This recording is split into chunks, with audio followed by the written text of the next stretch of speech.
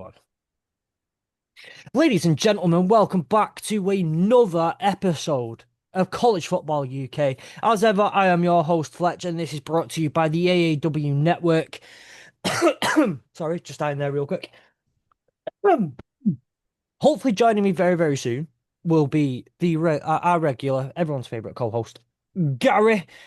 Unfortunately, Nick can't make it tonight. Sam is away, but as you know, we are over halfway now through our mini series, and joining us to talk today about the governance of this new world of college football, what was the word? College footballtopia, or whatever. So yeah, whatever the word was that I used last week, I can't remember anymore. Is none other than the man himself, College Football UK View. Hello, sir. Hey Fletch, how you doing? Good to be on. I'm good, mate. I'm, well, blah, blah, try again. Yes, it's very good to have you on, even.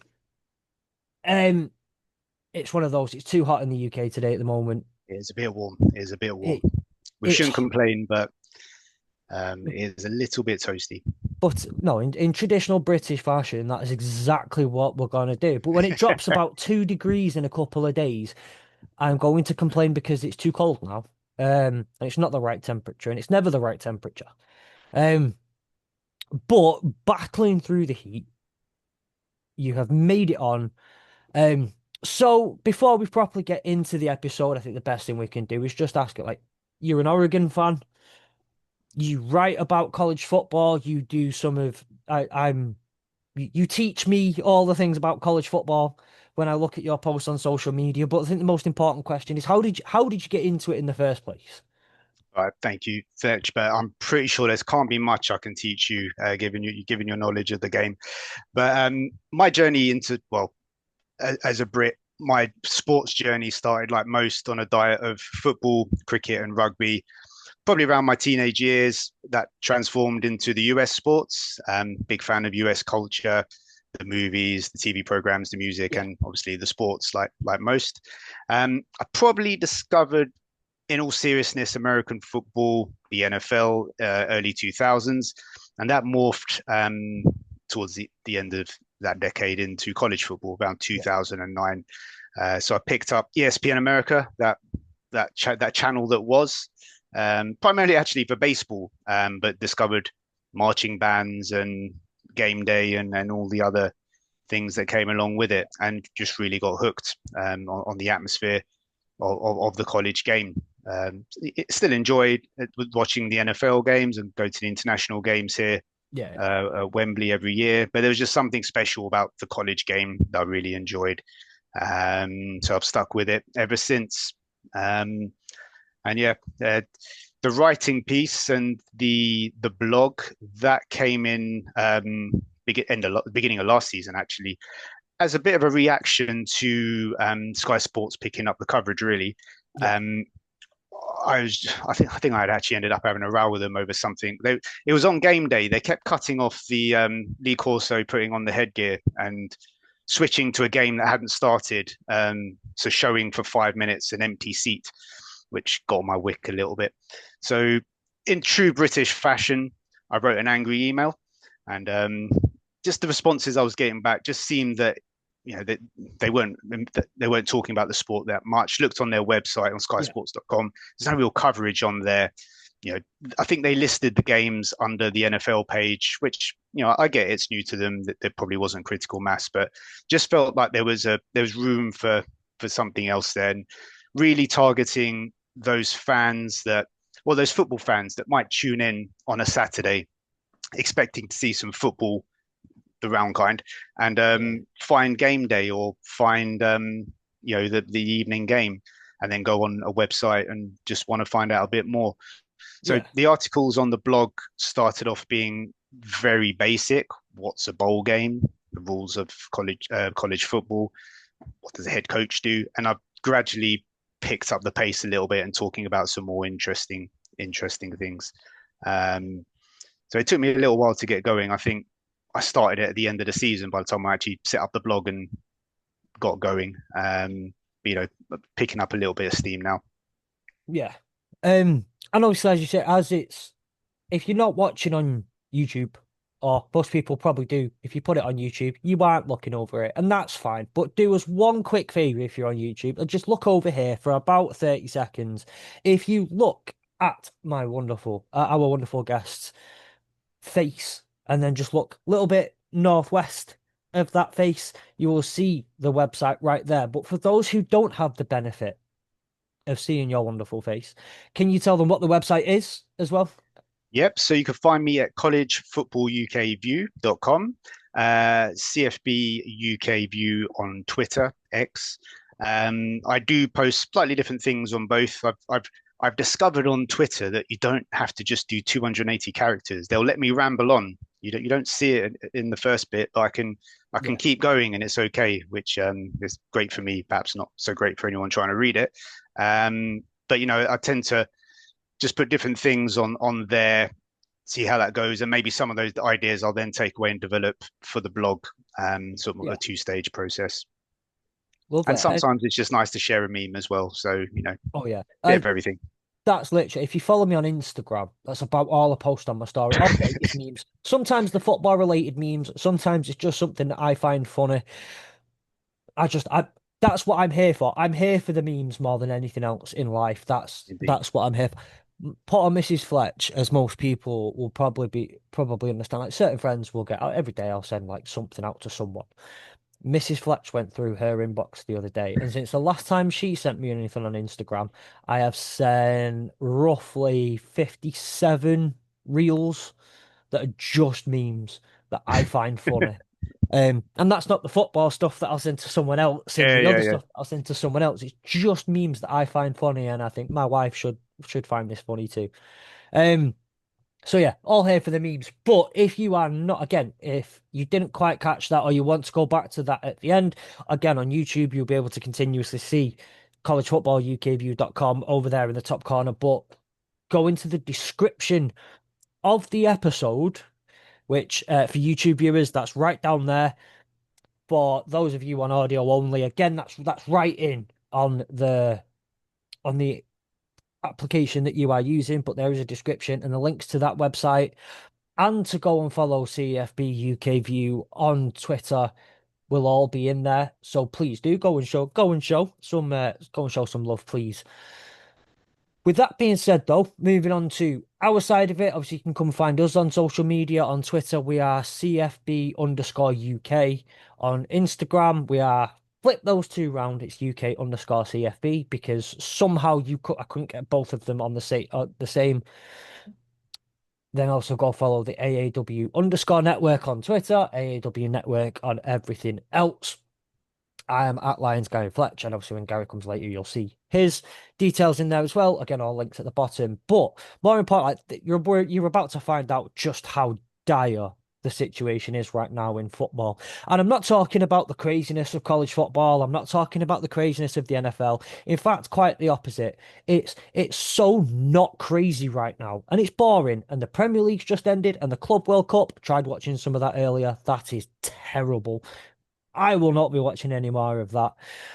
Sport right now just feels a bit weird. But do you know what? Do you know what? It's horrible, but it's less horrible when you get to spend it with some really nice people. And we have just that for you in Discord, where you can join. We have multiple channels talking about multiple different sports. Come and join us. Come and have a chat on our Discord. Link in bio, link in description even. And I keep flicking. I've just clicked twice now, the corner of my ankle. Click the pulley thing on my seat, and I've just dropped myself twice. Um, So, with that, again, with all that, the news this week. So, we've got no Knicks news. So, it's Fletcher's forum that it's going to have to be. Maybe Gary's Gazette turns up soon. I have roughly nothing from this week. I don't know if you've seen anything, mate, this week, but it's It's not a lot pretty out there slow. right now. It's a slow news week. I think it's more extensions of everything that's come before. I know on the podcast last week you talked about settlement, and I think it's just a period of being in the weeds and getting into the detail of all Yeah, of those items. I mean, there's obviously been the challenge, the Title IX challenge to the House settlement. I think you may have spoken about that last week, which has paused the back pay element, but does allow the revenue share piece to carry on. But outside of that, there isn't a lot else to shout about. It's just more of the same on the current themes. Yeah. Um, I think the most I wouldn't even say hotly debated this week, but I know that there's a lot coming through about the redesigning of the playoffs and the expansion of the playoffs. It's like December 1st, I believe, is the cut-off point for them to make any real decision about the 2026 Yeah, playoffs. But obviously, the SEC want more more bids for just the SEC. yeah, The Big Ten want more automatic bids in general. Other teams want, well, other conferences they want more at-large at bids, large, the maybe five to plus be. 11 Um, model. yeah, the 5+11 model even is. I like that one the best personally. Yeah, it's challenging. I can see both sides. I mean, I personally have a real gripe with in 2025 a group of people getting in a room and deciding who's the best team. And again, Yeah. I've written about this quite heavily. Coming from a European sports background, what's the phrase we always use? The league table doesn't lie. Yes. Um, Now, that's fine when you have 20 teams in a league. You all play each other. We all know where we are. Obviously, a lot more difficult in college football, but I just feel there has to be a better way. I just don't like the concept of a committee, rule by committee. So for me, my issue with 5+11 is you end up leaving quite a lot being decided by a committee, whereas the AQs take a lot of that away. Now you can argue whether for the power to is too much, too little, Yeah. and what should the others have. Um, but it's just for me, just more science is better than people having a chat and seeing what they think. Just taking some of Yeah. that subjectivity out. Um, I think I did a mock version on the website of what I thought my playoff bracket would look like, um, which was great, but took me down a dark rabbit hole with the spreadsheet with Excel that I didn't want to go down, where I ended up plotting 3 years worth of results. Yeah. Um, and what was my conclusion at the end of that? There ain't no great answer because I looked at that spreadsheet and what it gave me, and I thought, that ain't it either. Yeah. So it's tough, just given we can't lose the subjective element of the sport. All the conversation, the debate. That's what partly makes it special. So you don't want to kill that with science and league tables and stats Yeah. completely. There has to be a balance. But there's probably some other elements around scheduling and whatnot that need fixing before you get to your final answer. Yeah, I'm gonna do not a proper pushback, but as a little bit of a pushback. I'm all for science. I love science. Science is my favorite thing outside of sport. If I'm not listening to college football podcasts at work, I'm listening to science podcasts. If I'm not reading college football or football articles when I go into bed. But believe it, no one believes this when I say it. I read physics papers, right? And I genuinely, truly, right? Someone's looking at me now and or listen to this and just go, no, you don't. No, no, you don't. Um, Mrs. Fletch again can attest to, I do. That's just a weird thing that I like to do. So I'm all for science. And one thing I've learned just through life, people will argue anyway. Yeah, And we found out yeah, that like with I'll equate it to getting goal line technology, all of these the offside ruling, well, not the offside rule, the VAR offsides yeah, in European soccer. And did not people still argue. We argued about something completely different. It was either it's taking too long, it's stupid, it's silly, it's that's not really offside, that is offside, that's by the law, that's offside, but I don't like it being offside. And there's still some people will argue anyway. yeah, And that's one thing I kind of both love and loathe about kind of human society.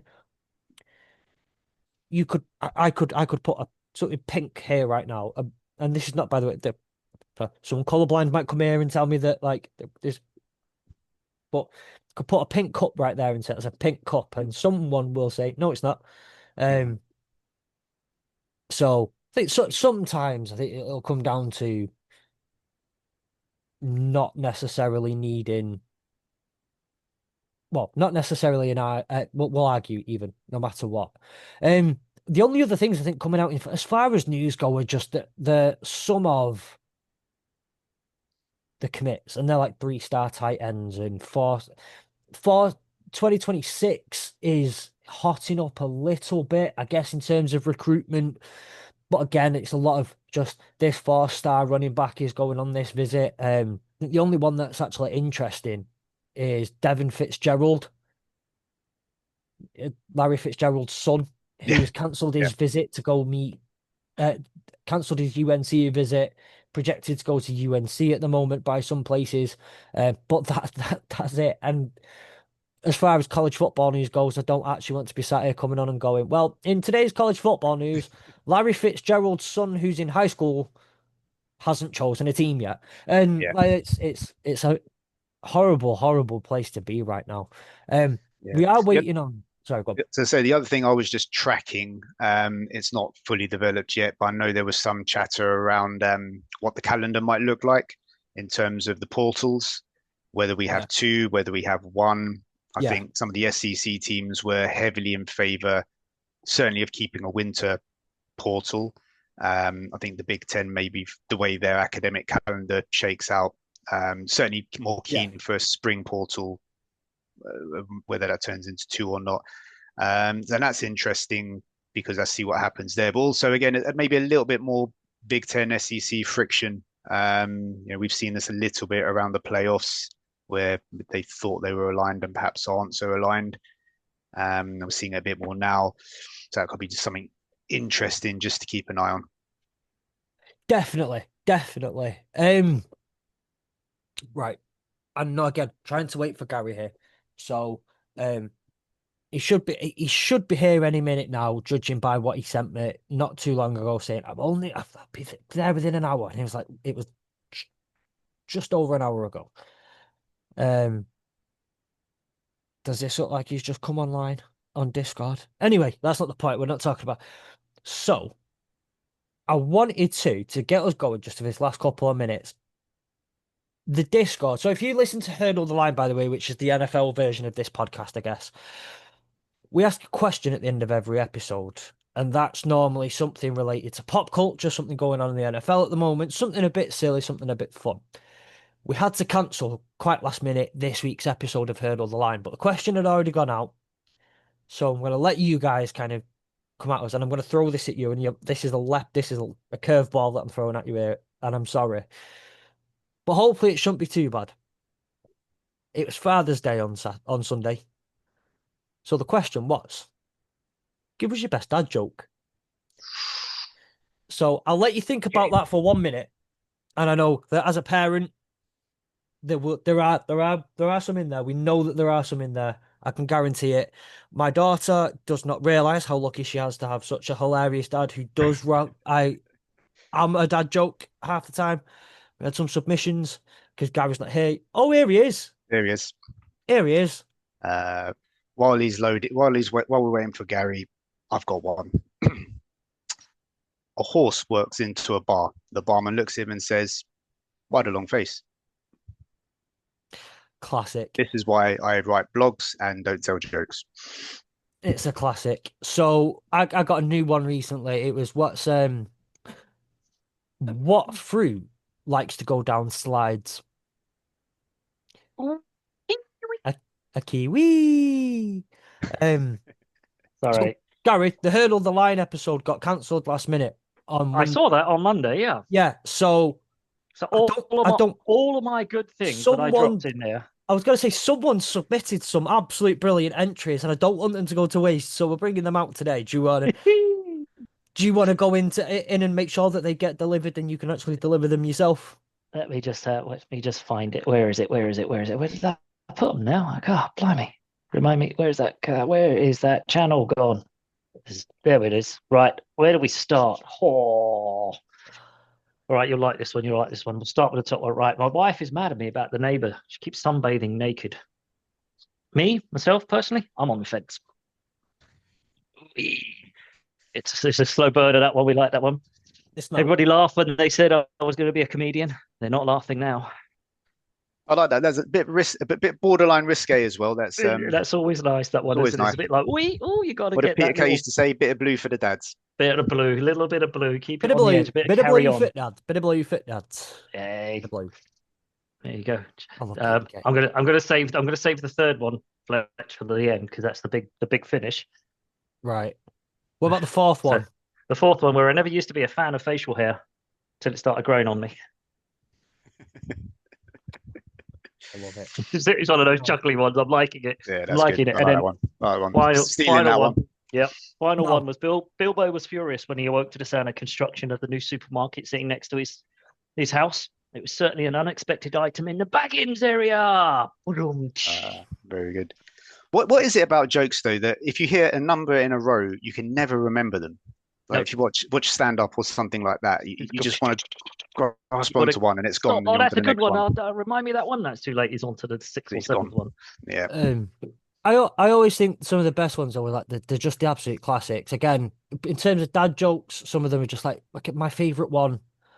Again, that makes my daughter roll her eyes and go like, see, just take seriously for 1 second is the whole, Dad, I'm hungry. Like, hi, hungry, I'm Dad. Yep. It's my favorite. Um, and as to kind of impart my my dad's best quote or the quote of my dad's that I live by throughout my whole entire life as a bit of a this is my Father's Day gift to my dad, by the way, is imparting his wisdom onto the world.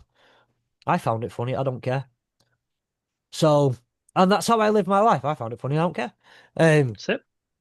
So Gary, and Yes, sir. I told our esteemed guest to watch your face right now, right? We're returning a segment really, really quickly. Oh no, he's got to bring out the trivia. We've got some trivia. We've got I a knew trivia. it. I knew it. I knew it. And when I got the message going, we need you for tonight, I was like, there's going to be something. There's going to be something. Right. Okay, Oh boy, so are you sitting comfortably? By the way, nice to meet you, boy. Likewise. so in the history of the NFL draft, obviously there have been thousands and thousands of players that have been drafted. In each position, though, which college has produced the most draftees? So we'll start with quarterbacks. Which college has produced the most drafted quarterbacks?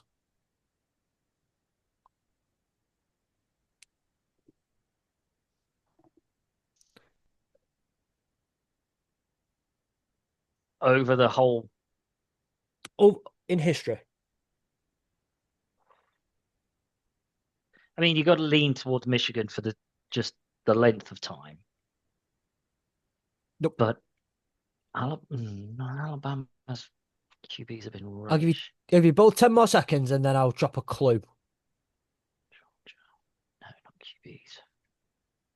Miami? No. Nope. I would probably go. What about someone like Clemson? LSU? LSU? Clemson, LSU. Yeah. Not Clemson or LSU, but they In have that had conference. they have had a number one overall draft pick in the last few years, very recently At QB. at QB. I was going to say the last couple of years, of the last 3-4 years, if I just said number one, you're limited to about 4 or 5 players here, just in general. Trevor Lawrence? Where did Lawrence come out of? Clemson, and it's not Clemson. Clemson. No. Cam Ward? No, I said Miami. He said no. Not Miami. Neither is it Miami. Wait, are we talking Florida or Ohio? 'Cause it's neither, but I No. do want to. Yeah, Well, mate, I like kind of this figured it clarity. wasn't Miami. I kind of figured it wasn't Miami, Ohio. Number one draft pick. Last couple, yeah. Florida haven't had one for a little while, have they? Probably since Tebow. Heisman winner, but didn't go to LSU. So it takes out Jaden Daniels, obviously, as the person. Yeah. Reason. Caleb Williams, USC. USC, well done. USC has produced 17 quarterbacks to go to the National Football League. Wow. Wow. You think 17? running backs? Oof. Ohio State because they're a powerhouse. No, Georgia. Correct. Georgia? You were in the right. You were in the right conference to start with. Oh. So Michigan. Then. Michigan then. Nope.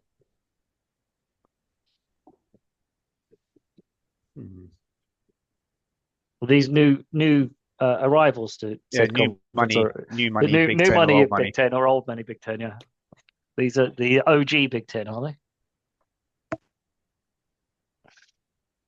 Proper Midwest. Proper Midwest.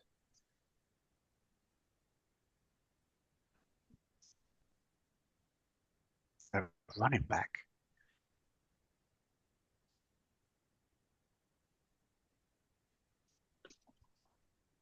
Running?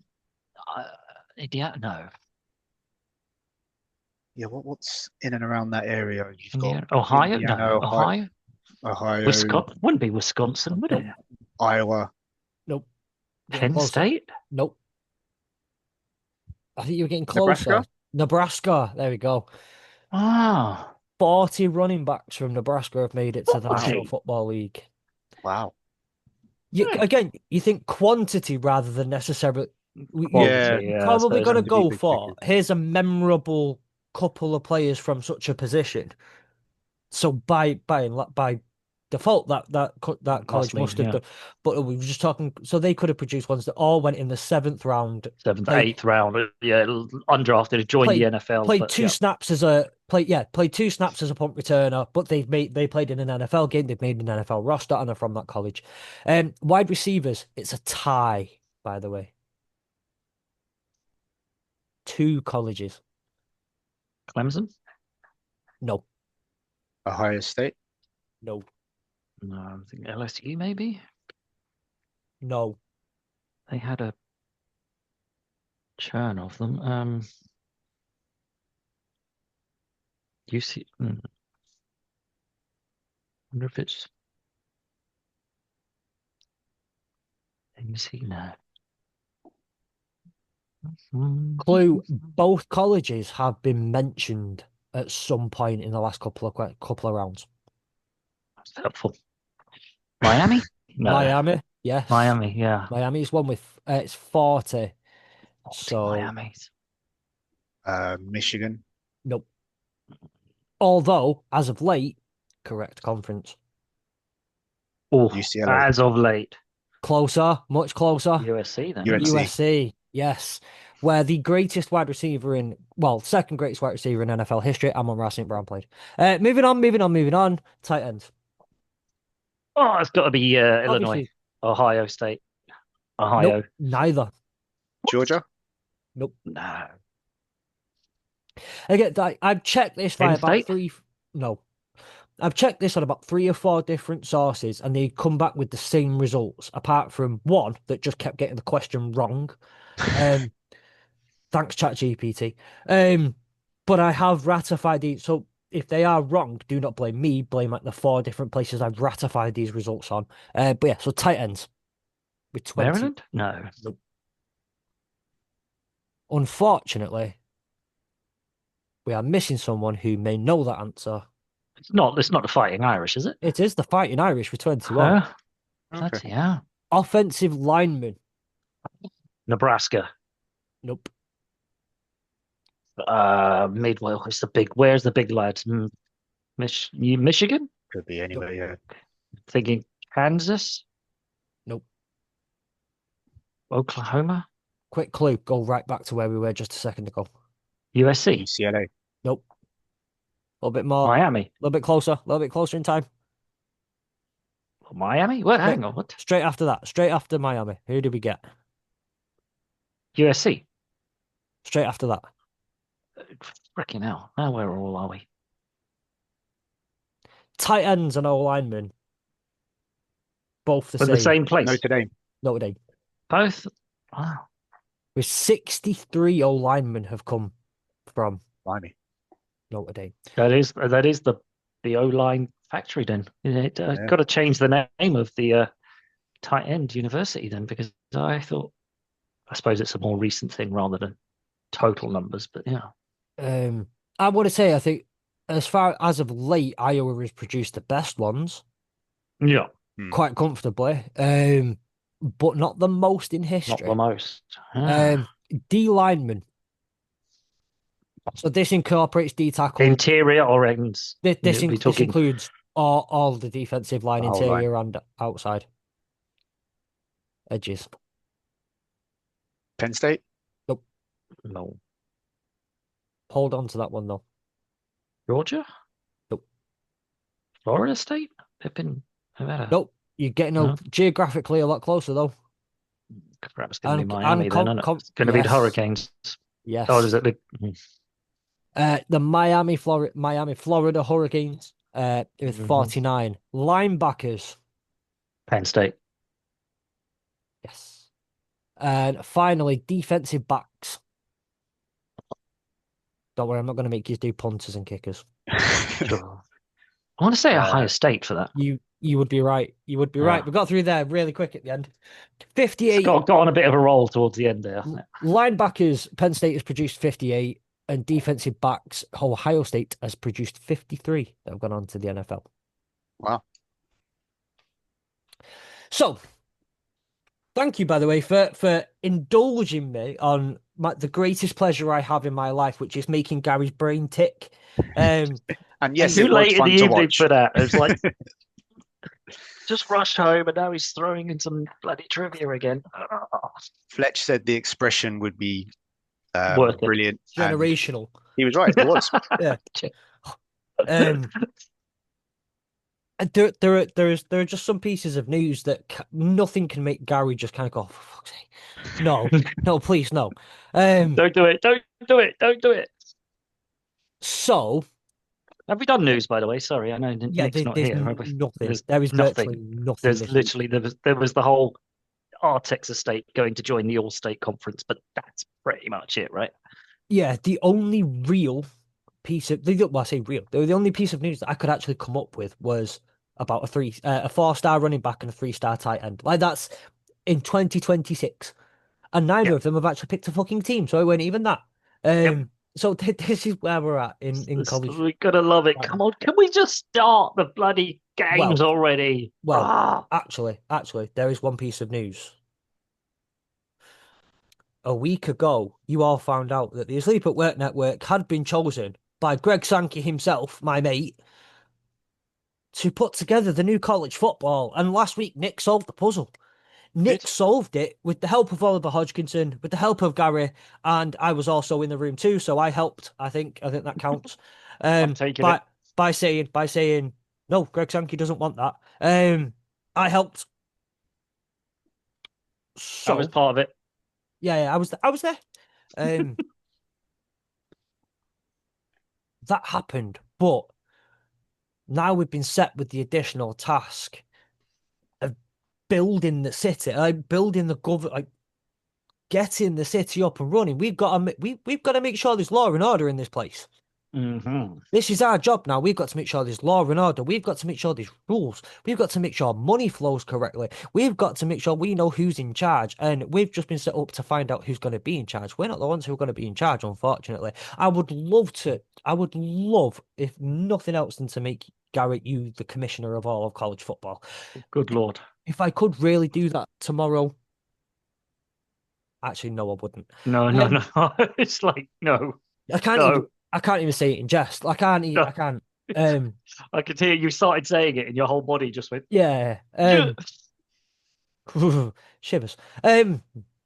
But we are now at the task where we have to run and find out how this new college football, how this new town, how this new city, how this new place is going to run. So, as a recap, though, on last week, if you missed it, if the thousands of you that are here just on the back of the fact that we have CFB UK View on there, so you will be brand new to it up until this week.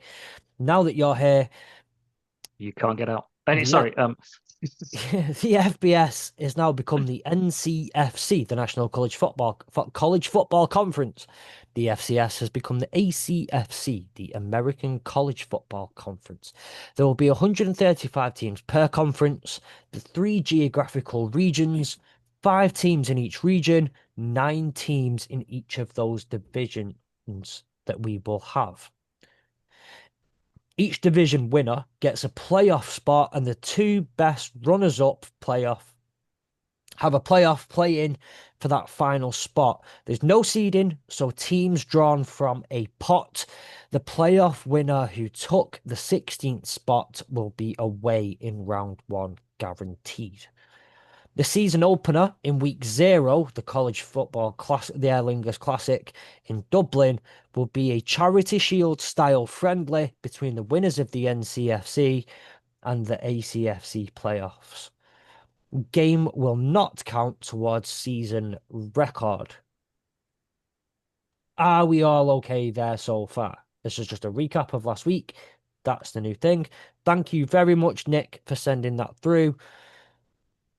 And Please as Nick also said, don't ask us to run through all of the no, games and all, because Nick did it last week. And if anybody wants to watch 5 minutes of your brain just exploding, go and watch Nick running through his conferences and who's in what and where and how. It's a sight to behold. It stunned everyone last week. Even Ollie was just like just stood and applauded him because it was quite a run through.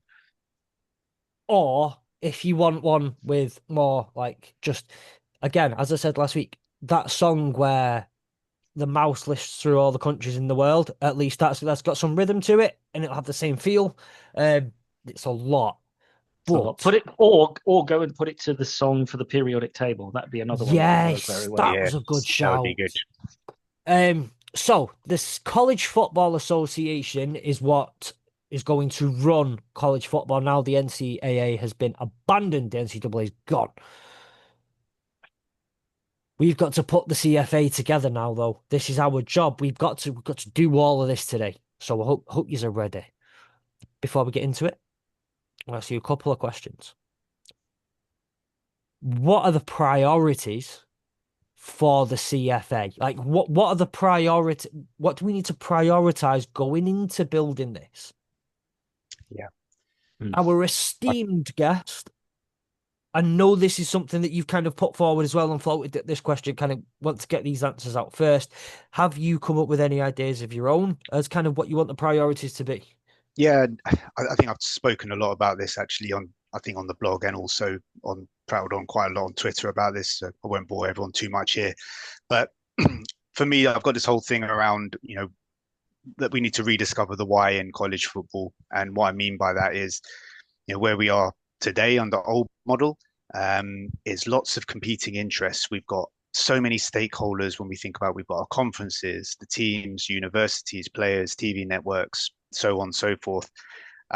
We need to distill that back a bit and think about what we're actually trying to do here.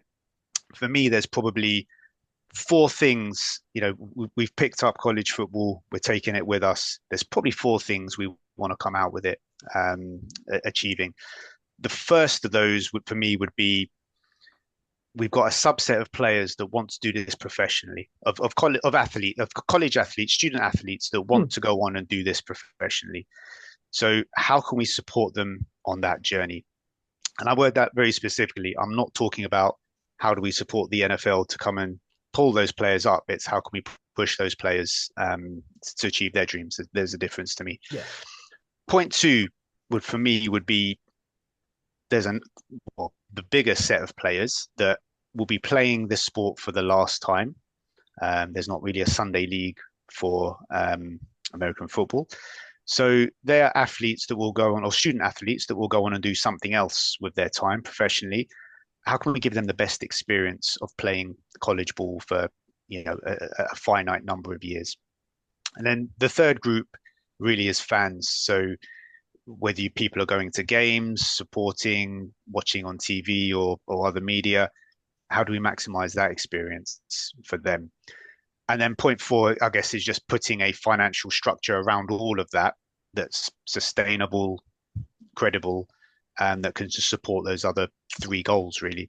And we can debate point one, two, and three, which is more important. But I think achieving all of those, having the space to grow and flourish with a decent financial structure underneath it, sets the sport up really well. And I think with that framework in mind, it then just helps when we talk about governance and what are we actually trying to govern.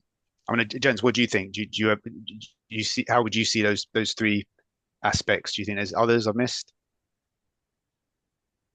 Go on, Gary. I think no. I mean, I agree with you. I think almost like how is it funded might have to be the main tenet of the organization and the whole thought. And going into, is there cost caps? Are teams limited to their budget? Is there a across the board budget? Everyone gets an equal share of whatever comes in.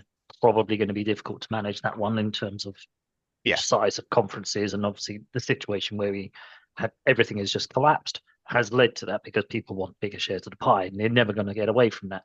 However, I think I do like the fact that we have to kind of keep that ethos, or importantly, keep the ethos of the student athlete.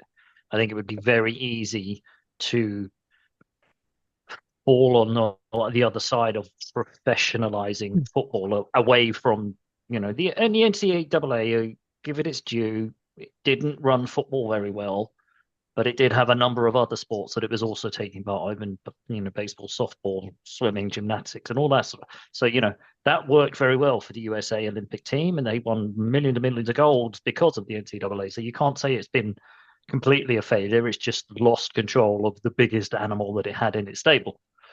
So I'd like to somehow make sure that the student athlete theme doesn't get lost in what happens in this transition. It's going to be money, and it's going to be NIL, and it is going to have a professionalism sort of side to it.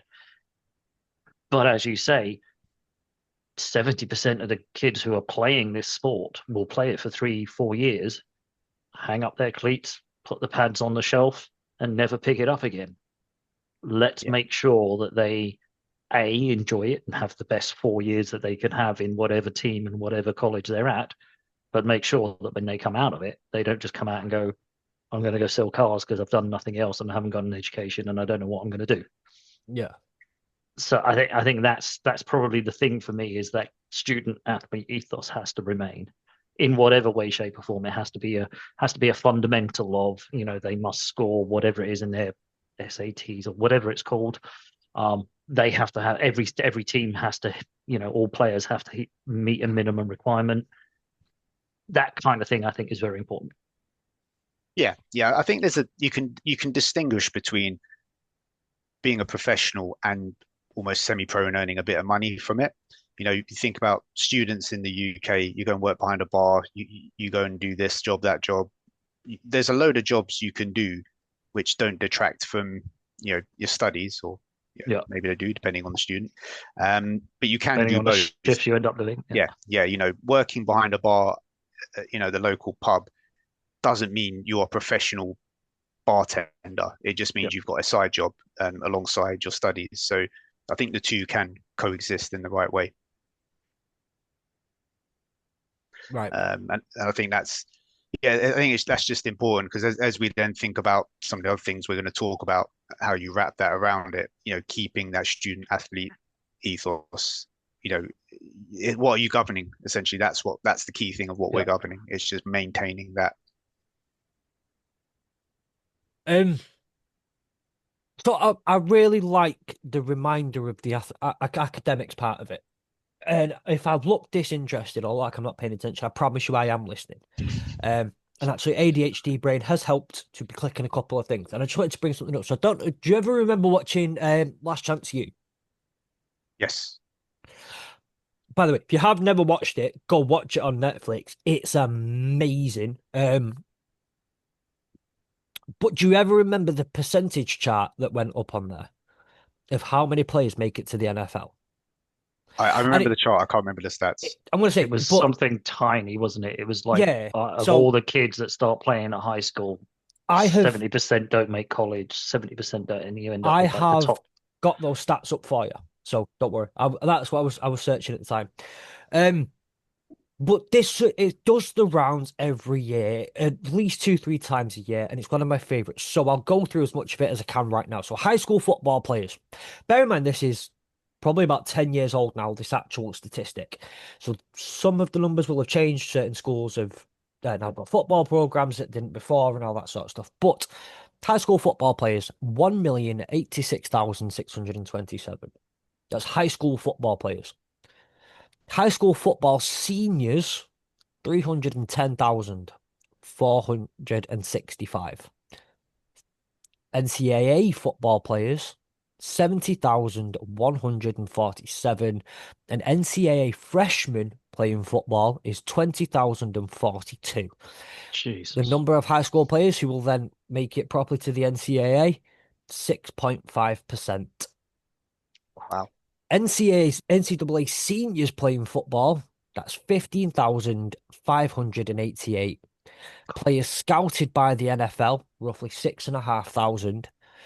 Invited to the combine, it's about 350. Players drafted by the NFL, around 256, depending on compensatory picks and all that sort of stuff every year.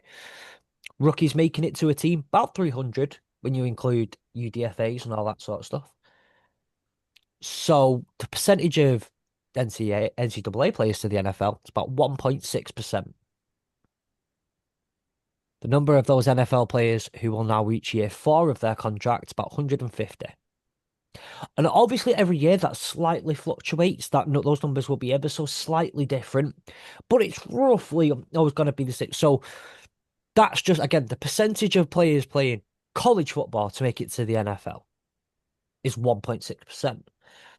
What's the percentage of that 300 from the million that we start out with? Exactly. It was the million. It was 1,000,004, wasn't it, of high school or whatever it is, and then 770,000 that went to college. So there's already like a massive, massive loss there, and it's just If you are lucky to be one of the, and by the way, like, no, I'm not going to get into that. If you're lucky enough to be one of the 6.5% to become an NCAA football player and one of the 1.5% of that lucky group to make it to the NFL, you'll be lucky to get 3 years out of it. At a minimum salary, you won't make enough to live on for the rest of your life. Because again, included in that is NFL minimum salary, $420,000, which has gone up slightly, I believe, the minimum income after taxes, about 250 grand. Yeah, that's not a great payoff, is it, really? When you think nothing of the when investment. you've put your whole basically life to your 22, 23, 24.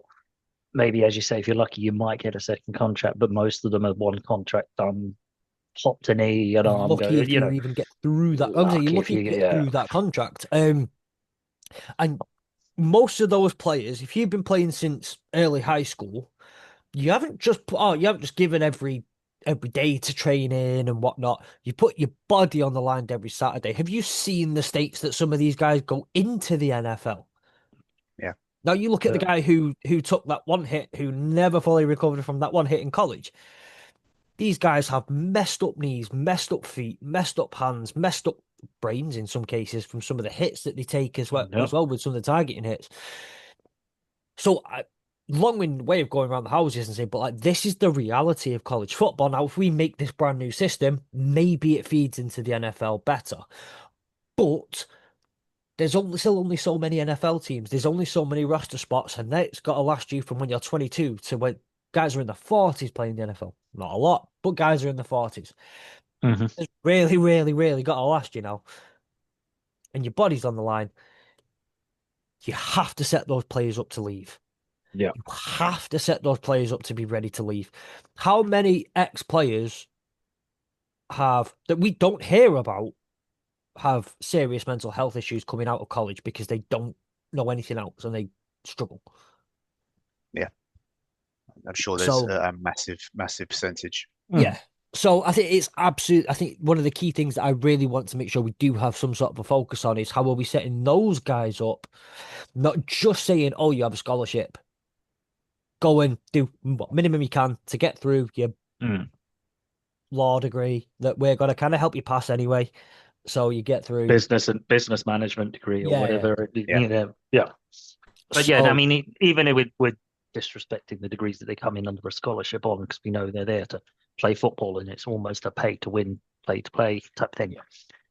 It is important that they do actually come out with some skills that mean, the majority of people wandering around in the middle of Ohio or Idaho who are, played 3 years at college and smashed heads together and then have nothing. They can go and run a farm or they can go and do something that's actually, beneficial to them because, the world still turns, the football still, the football machine will just churn out the next year's intake. So those guys who have had their time, if you like, have to make sure that they've got something to step into. Yeah. But the thing is, we have to be careful, looking at it from, and it all comes down to budget. You can't be like, there's a post-football program that we will fund for a year because, the budget then just goes up sky high and out the window. Then it's just silly. Yeah. Yeah. we make the joke. I know. Well, I say we make the joke. The joke's made all the time. The whole, oh, that guy will be selling used cars next year. It's funny. I laugh. I'm not gonna lie. I laugh. Or the whole, you know, the guy is selling insurance 5 years later and walking around going, hey. I used to be. I I used to played be. against Baker Mayfield once. You know, I was a safety when he was playing, and I was at St. Johnston's Paint Trophy State, Mm. and I was playing safety when they came and played us in week one, and you know, he threw 700,000 yards on us, but I played against him and I Yeah. shook his hand after, that kind of thing. Um, there's those running Living, gags, but living off the highlights, isn't he? You know, yeah, peaked in college type things. um, It's an archetypal trope of yes. America that, those guys, they live off their college career, they live off almost some of them off high school, depending on the size of town and whatever else. So Oh, the whole he never targeted the cornerback I was on. Sorry, he never targeted the wide receiver I was pressing because yeah. I cooked him. Uh, I cooked Baker Mayfield that week. Mm. uh, Yeah, no, you didn't. Um, you played two snaps. The guy wasn't watching. The guy just weren't looking for you because you were on wide receiver four. It's fine. Anyway, that's not the point. I'm not having a go at this. I'm having a go at a fictitious person here, and I need to Imaginary person's you're getting really getting into it hammered. as well. It's like this poor asshole. guy. You this asshole. Um, poor guy's getting absolutely slaughtered here. but these priorities are absolute. I like the priorities. I like where we're at with them. Um, I think the best place to start though is just let's get the shell of this, right? What's the shell? Are we going to follow the NFL style model where there is one single central body like the NFL has, and then all the member schools are like the franchises? They get an equal vote at the meetings every few months.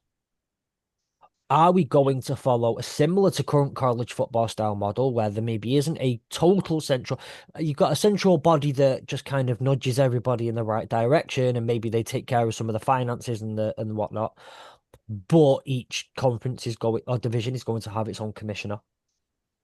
How do Yeah, we want to deal with this? I think for me, I would make the case for the former in the sense that one thing that bugs me, perhaps, I think I mentioned it earlier, is this idea of little kingdoms that have developed, the power four, power two, everything else. You've got a lot of self-interest and it happens in life. You have an ecosystem, it needs to feed itself, it needs to support itself, and especially when money is involved. So for me, I would see a scenario where the CFA is the thing, it's the brand. I kind of liken it as a bit of an aside to, something, if I showed the person in the street a picture of a person with gloves on, barefoot in a steel cage, most people say that's the UFC. It's actually MMA, but the UFC is the organization, it's the brand. You could argue maybe similar with the NFL, show a random person a picture of people playing American football. Oh, that's the NFL. It's the brand. So for me, the idea of building this CFA up to be that thing, having that front maybe TV negotiations, having that being the liability shield, the thing that anyone wants to sue, and the thing Mm. that maybe people can collectively bargain with. I think there's a lot of merit to just being one interested party. And then, our 15 conferences are almost like, I don't know, the NFC East, the NFC West. As far as I know, there's not an NFC East headquarters somewhere in New York. Maybe there is, I Mm. don't know. But just having that structure that's just structure. They're divisions, and Yeah. you've got a body at the top, and then you've got the teams alongside it. I mean, I've got actually some things to say on the teams in a bit, but we'll come back to that. Yeah, I think you're right on that sort of governance structure because although Nick did a lot of work, and as you said last week, he broke up some of those power units that have led us to the situation. He broke some of that lot up and dissipated it across. If as you say there, sort of the CFA is just kind of the admin side of it, and it's just doing the deals and making sure all that sort of stuff. And they kind of go, right, that conference, okay, as you say, and then the CFCS South, you get your own commissioner to run your little division. it's just a self-perpetuates. Like all that's going to happen is that conference gets a bit like up itself, and it wants more power, and you'll end up in the same situation. You have to kind of one college, one vote type thing. Everyone gets the same votes, everyone has the same rights and whatever else, much like the NFL does. Each team has the same. Yes, there's pool and whatever else, and some teams are bigger than others. It just happens that way. But in the voting scheme of things, you all get the same number of votes. And I think that has to stick. Otherwise, all this reorganization is doing is kicking it down the curb to come back again in a few more years when stuff happens. So I think the CFA has to be the overriding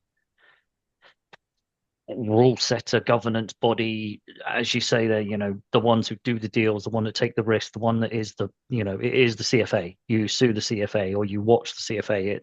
It's the College Football Association. You can put it all glitzy glamour and you can give it a whole shield and a logo and whatever else. That's it. It has to be that. And obviously, as we talked about that student athlete aspect of it, it's going to sit slightly separately from the rest of the college landscape. Because a lot of these colleges have mixed, kind of moved and shifted and whatever else for football reasons, great.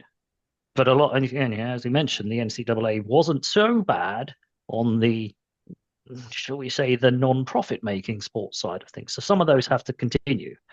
So yeah, this CFA has to take out from these colleges all of the nuances and all of the money thing that football brings, which has been a problem up to this point because the football obviously brings in all the money, or 95% of it.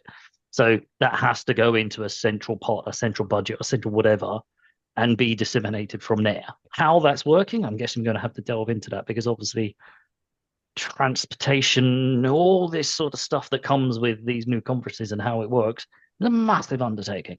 But you can't give it to the ACFC West to run it, because all that will do is we keep our money, we keep our money, we get stronger. And then suddenly they're running up their own little conference over there, and suddenly they want to split off and they don't like the CFA. They want to be called the WCFA, and it gets absolutely insane. Yeah, no, completely agree. And it struck me when Nick was running through last week of his conferences, the one that jumps out at everyone is the one with Georgia and Alabama in it. Yep. And you could just see SEC light, or just reincarnation there. When you think about TV deals, when you think about anything, because I'm, just the way geography works, there wasn't really a way to break that up. There was absolutely nothing you could do with that. Yeah, if he's doing it geographically, they are going to be in the same conference. You can't get away from it. When you were in school, did you ever get asked pair yourselves, but don't go with the person you would normally go with, and somehow you still get paired with your best mate because you can slit that? I get those kind of vibes. I like the whole Georgia and Alabama sat there kind of going look, listen, right, we're gonna stand over here. Don't say wait. If they go 1, 2, 3, 4, right? Quickly. 1, 2, 3, 4. 1, 2, 3, 4. I'll go 7 across, and they'll be fine, and they'll count. Don't say a freaking word. Don't say that. We're in the same place again. Yeah. Don't do that whole. Yes, we're going together. Shut up and just let it happen. Keep your head down. It happens, and you get it. And I kind of get that vibe from it, and to kind of not have a job. They get to sit there, and I think that's the conference you would need to keep an eye on for a couple of years, because then you realise, well, crap, you've got two of the troublemakers next to each other, and you kind of hope that maybe things die down and they just enjoy kind of trying to kick each other a bit still, and we'll get our heads down and work, but at least we can enjoy that little bit of rivalry that we've got and the banter that we've got together. But it does worry me a little bit seeing that and just thinking they could cause a bit of trouble here. That could be the one that you would have to be extra mindful of. I wouldn't say keep an eye on, but blow smoke up their ass, for want of a better description. Make them feel good about being where they are, and having had some of the the power taken away from them or whatever else. I mean, there will have to be a transition sort of a period whereby you might have to go, okay, look, Georgia, Alabama, Clemson, Michigan, Ohio State, yes, you guys have been, the forerunners, and no, you've been whatever. So we'll have to transition you to the cost cap as everybody else over 2 seasons, so that you don't feel like we've ripped the backside out of your Yeah. program because, this is massively different for every college now. This has changed the landscape. And, colleges have been planning having X amount of money for X amount of years already. So, they're 3 years into a 7-year plan of we're going to build a new stadium. We're going to do this. So to suddenly come along and go, all that money you thought you'd be getting from that conference deal, it's gone. We're taking it all. Yeah. That's not going to work for every single, Yeah. Kensal I've got State's probably not going to be such a problem for them. I've got some Somebody thoughts else. as how you can level that out a little bit and get them to sit quietly and concentrate on their homework. And when we get to talk about money, I'll go into that. But Yeah. it is a concern. Yeah. One thing I really like as well, though, there is when you were saying about how I do this all the time as well. I want to watch a bit of MMA, but I just say I'm watching UFC. Or when I talk to somebody like, "Oh, do you listen? What you into?" And I'll go, "Oh, I watch American football," and they'll go, "Oh, I like the NFL." Yeah, I do. I like the NFL.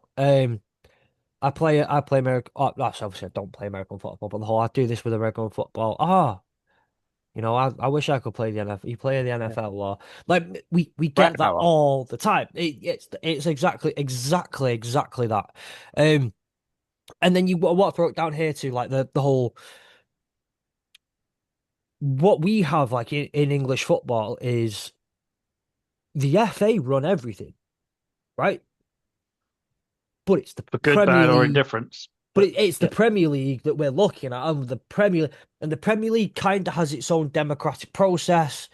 They are somewhat separated from the Championship, League One, League Two. For the Americans listening, yes, we are stupid and call our second league the Championship. That's the whole thing. So for another day.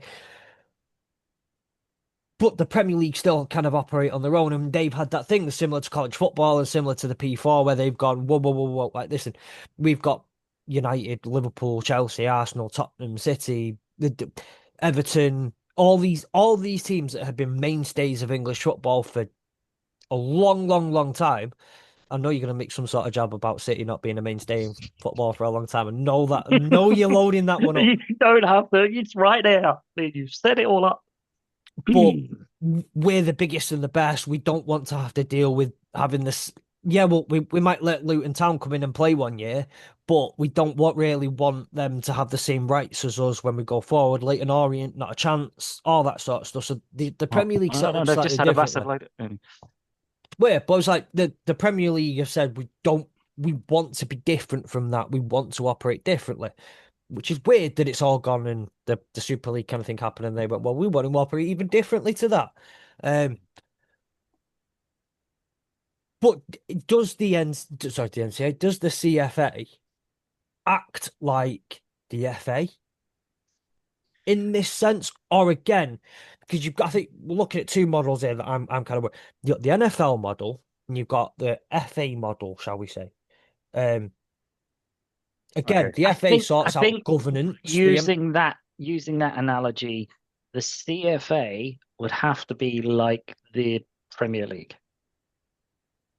and the FA would be the whatever is running college athletics. Right. So, but the Because Premier this is League is football specific and it's the upper echelons of college athletics. It's a very yeah, specific side of, it's a slice Yeah. of the pie where there is still a, a thriving, hopefully, college athletics sports department going across, the yeah, country playing baseball, softball, swimming, gymnastics, all those sorts of things. That has to still happen. So that would be under a different governance structure model, whatever. So that would be the FA pyramid as we just described it there, Fletch. And I think the CFA would have to sit right at the top of it, almost as like the Premier League or the whatever it's called. Yeah, I would go. PFL or whatever, isn't it? I would go a bit more radical and fully pull Ooh. out. I would pull football away almost completely. And let's just say the University of Oregon is the University of Oregon. I would take football out and put it in a separate LLC, LLP as its own thing, its own money making thing, paying a Mm-hmm. license fee back to let's call it Ducks Football LLP, Yeah. and then it pays. This is getting really nerdy, I know. Apologies. Then it pays a license fee back to the University of Oregon, maybe depending on success, you can range it. But University of Oregon, for example, gets its cash because it's receiving a probably whacking A great rent license stipend. fee, rent, Yeah. whatever else, renting the facilities, license fee for the brand. Yeah. But this new entity can receive money from the CFA, maybe pay a membership fee back up to the CFA, can make its own advertising deals, its own marketing deals. It ring fences things away from the university, although keeping the link. Players can be contracted semi-pro to Ducks Football Ducks LLP. LLP. Then CBA kind of works, and the university, you don't impact the university. There's probably some creed across. You have to be employed for Ducks Football LLP. You have to be enrolled. You have to eat certain grades or something like that. You can keep the connection. But I would just pull everything out of the university, so it's not impacting, like you say, Gary, the other Olympic sports. Keep the NCA, keep Olympic weightlifting, swimming, and everything all in place. That seems to work. Let's just take this thing that's causing the most trouble, and just completely ring fence it away. Yeah. What then I would say for the CFA is maybe you make that, I can't think of an example now, but almost like a not-for-profit in a way where essentially it's run by its members, which are the teams. They all have that equal vote, and it's making money from different avenues, and it covers its costs, and everything gets distributed back down in terms of prize money, like that happens in the Premier League. If you're 15th in the Premier League, going with 2 games left to go, there's still an incentive to try really hard because you get an extra 3 million, I think, 3 million if you're Something 14th. silly for finishing 14th over 15th. Yeah. Of course, Yeah. you won't tell watching Man United and Tottenham this year, right? Yeah, They were playing for silverware though, weren't they? They were saving themselves for the final. Not real silverware. Like, come on, listen, total tangent, but I grew up in Manchester at the height of when Manchester United were at their height, and it was always like when the UEFA Cup that was not a trophy. I remember qualifying for it via the UEFA Fair Play League. By the way, that was 2008. That was the highlight of my year. Intertoto Cup.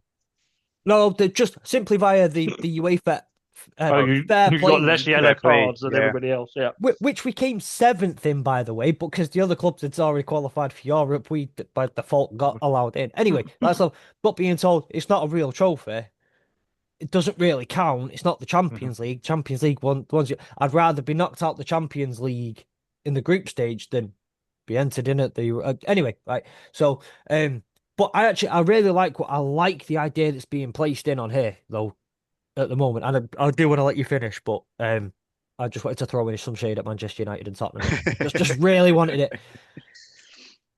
Yeah. So I mean, yes. Yeah, so that would be that would kind of be how I would think about it. So you just pull it out, and I think that allows you then to think of it maybe more as an NFL style because it is its own separate thing. I think money works a bit better. Liability works because all of a sudden the university of wherever is not getting dragged into any lawsuits and player disputes, image rights, all that sort of stuff. Is all they're just to focus on the academic side. It's Olympic sports and receiving its check once a quarter or whatever. Once a quarter for use of the facilities and hire of the field and using our naming rights type of thing. Yeah. And so I really, really like this one, and it works similar to the way that like women's football worked in the UK for quite a long time. In the say Manchester City women weren't actually Manchester City. It was a club that was set up and was licensed by Man. Same with Liverpool women and Chelsea women and all that sort of stuff. Now it's a bit different. They are officially subsidiaries of. But I like that model. You basically sign players on as employees of the business. Talk about like a Premier League club, and you can follow again. You can follow that very, very similar model. Now, Premier League clubs can't decide their own distribution rights for games played within the organizations in which you sign up to participate in. So the Premier League, UEFA, FIFA, you sign up to compete in those competitions, and that's what you sign away in that kind of will compete within your framework. You Hmm. agree to abide by their financial rules, their whatever, but you're still not quite a franchise. And I always something that baffled me for years because I'm not the most business minded up until last few years. But what's put my mind to it, I kind of learn it. They're not franchises, but they can operate in a way similar to franchises. You follow the Premier League model that says, right, you're going to have this amount of employees, you can have this amount of players, you can have this amount of this is how much you're allowed to spend. But with like the NFL, as you point to there, unlike the NFL, when you talk about franchises, there's so many rules around marketing that you can do and not being allowed to do this and not being allowed to do that. I think the NFL rule is you can market in your own home state within 100 miles of your team's stadium, unless there is a team within some like 100, some like 75 miles or within that 100 miles, then you can got to go halfway in between, Yeah, completely which is halfway. why it just baffles me how the Rams and the Chargers can do what they do. But anyway, moving Um, on. and then the NFL say, right, okay, so what we're going to do to help you out with a little bit of this, because you even think like Oregon untouched, basically, then by NFL teams, it's a dead zone. Yeah. Hmm. So what they say is, oh, by the way, we've just signed a deal with, we've kind of done this thing with the UK, so like we'll give a few of your rights, and you have all of the UK, each of you. You can all do whatever you want within the UK. Just kind of, the Bears are doing an event in Manchester, which they did last week, by the way. Didn't even tell me about it. Wonder why? They didn't want me there. They can do that as long as they're not doing at the park opposite in Manchester where the 49ers are doing a flag football thing, right? They Hmm. can't do that. Um, which I think I like that again. I like that model. And then you allow them to do the marketing stuff. There are certain things you take care of, and you say if you're part of this model, that's it. Yeah.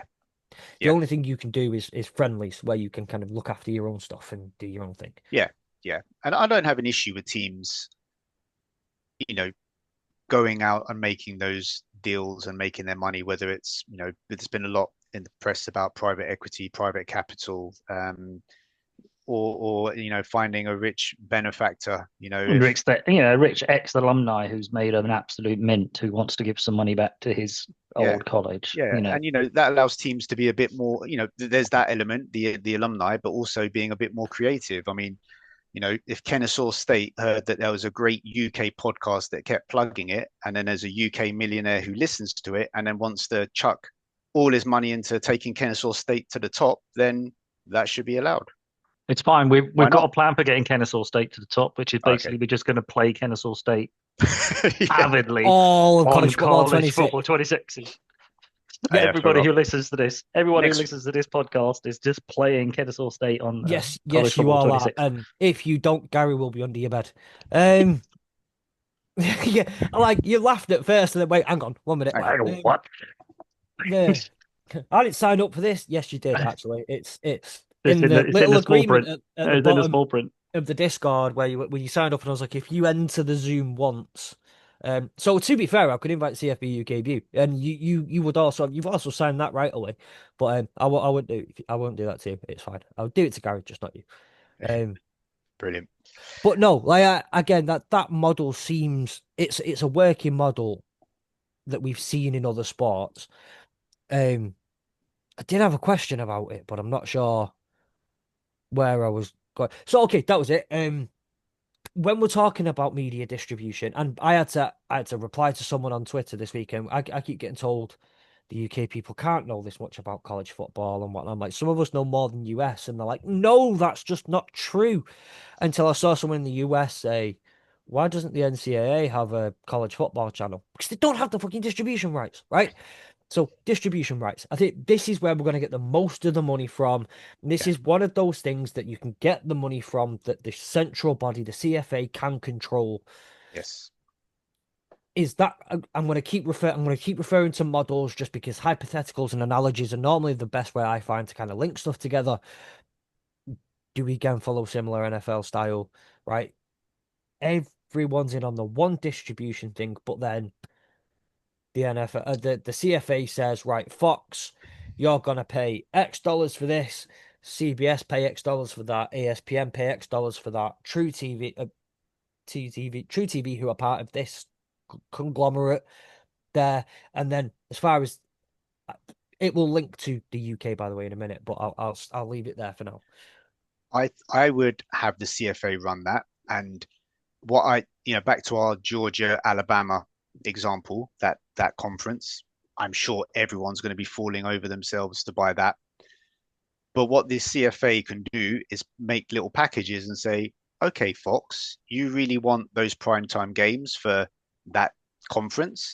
Well, you're going to have to take maybe you're going to have to offer us a good price on another package as well, because they come together, Yeah. of maybe one that's not going to be as popular. So you create little clusters, little packages that you can sell to the network. So you say CBS, some of the good games, some of the less popular games in different markets. We really want to push. There's more value in an LA market.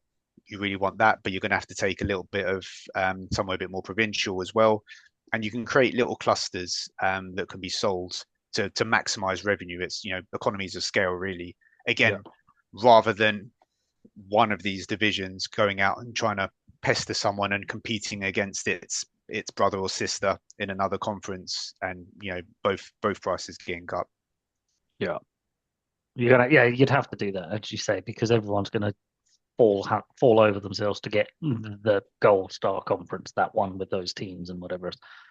So yeah, you'd have to say, well, yes, whoever is the highest bidder, and whoever is the highest bidder, that money doesn't go to that conference.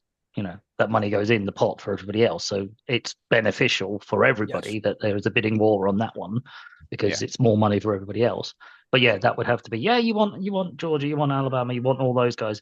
You're also taking the Midwest North, and that's, not the Michigan one, the one that's further over, which is kind of, out in the middle of nowhere, Like and nobody really. Are we talking about the Wisconsin, Northwestern, Wisconsin midshipmans and stuff like that, where everyone's like, oh, really? But you have to take that, Fox. You have to show those, because everyone should get equal. Much like over here with Sky's kind of got like 90% of the games or whatever else. So every team gets a chance to be on Sky. What the CFA has to fight for is making sure that, although you'll never get equal representation, but every team gets a slot and every team gets shown on the big network. And this is a question, and is there just one big network? Is there a exclusive CFA network? Does it go to Fox? Does it go to CBS? Or is, because it's across the country now, right? Whereas a lot of these networks now are quite regionally specific.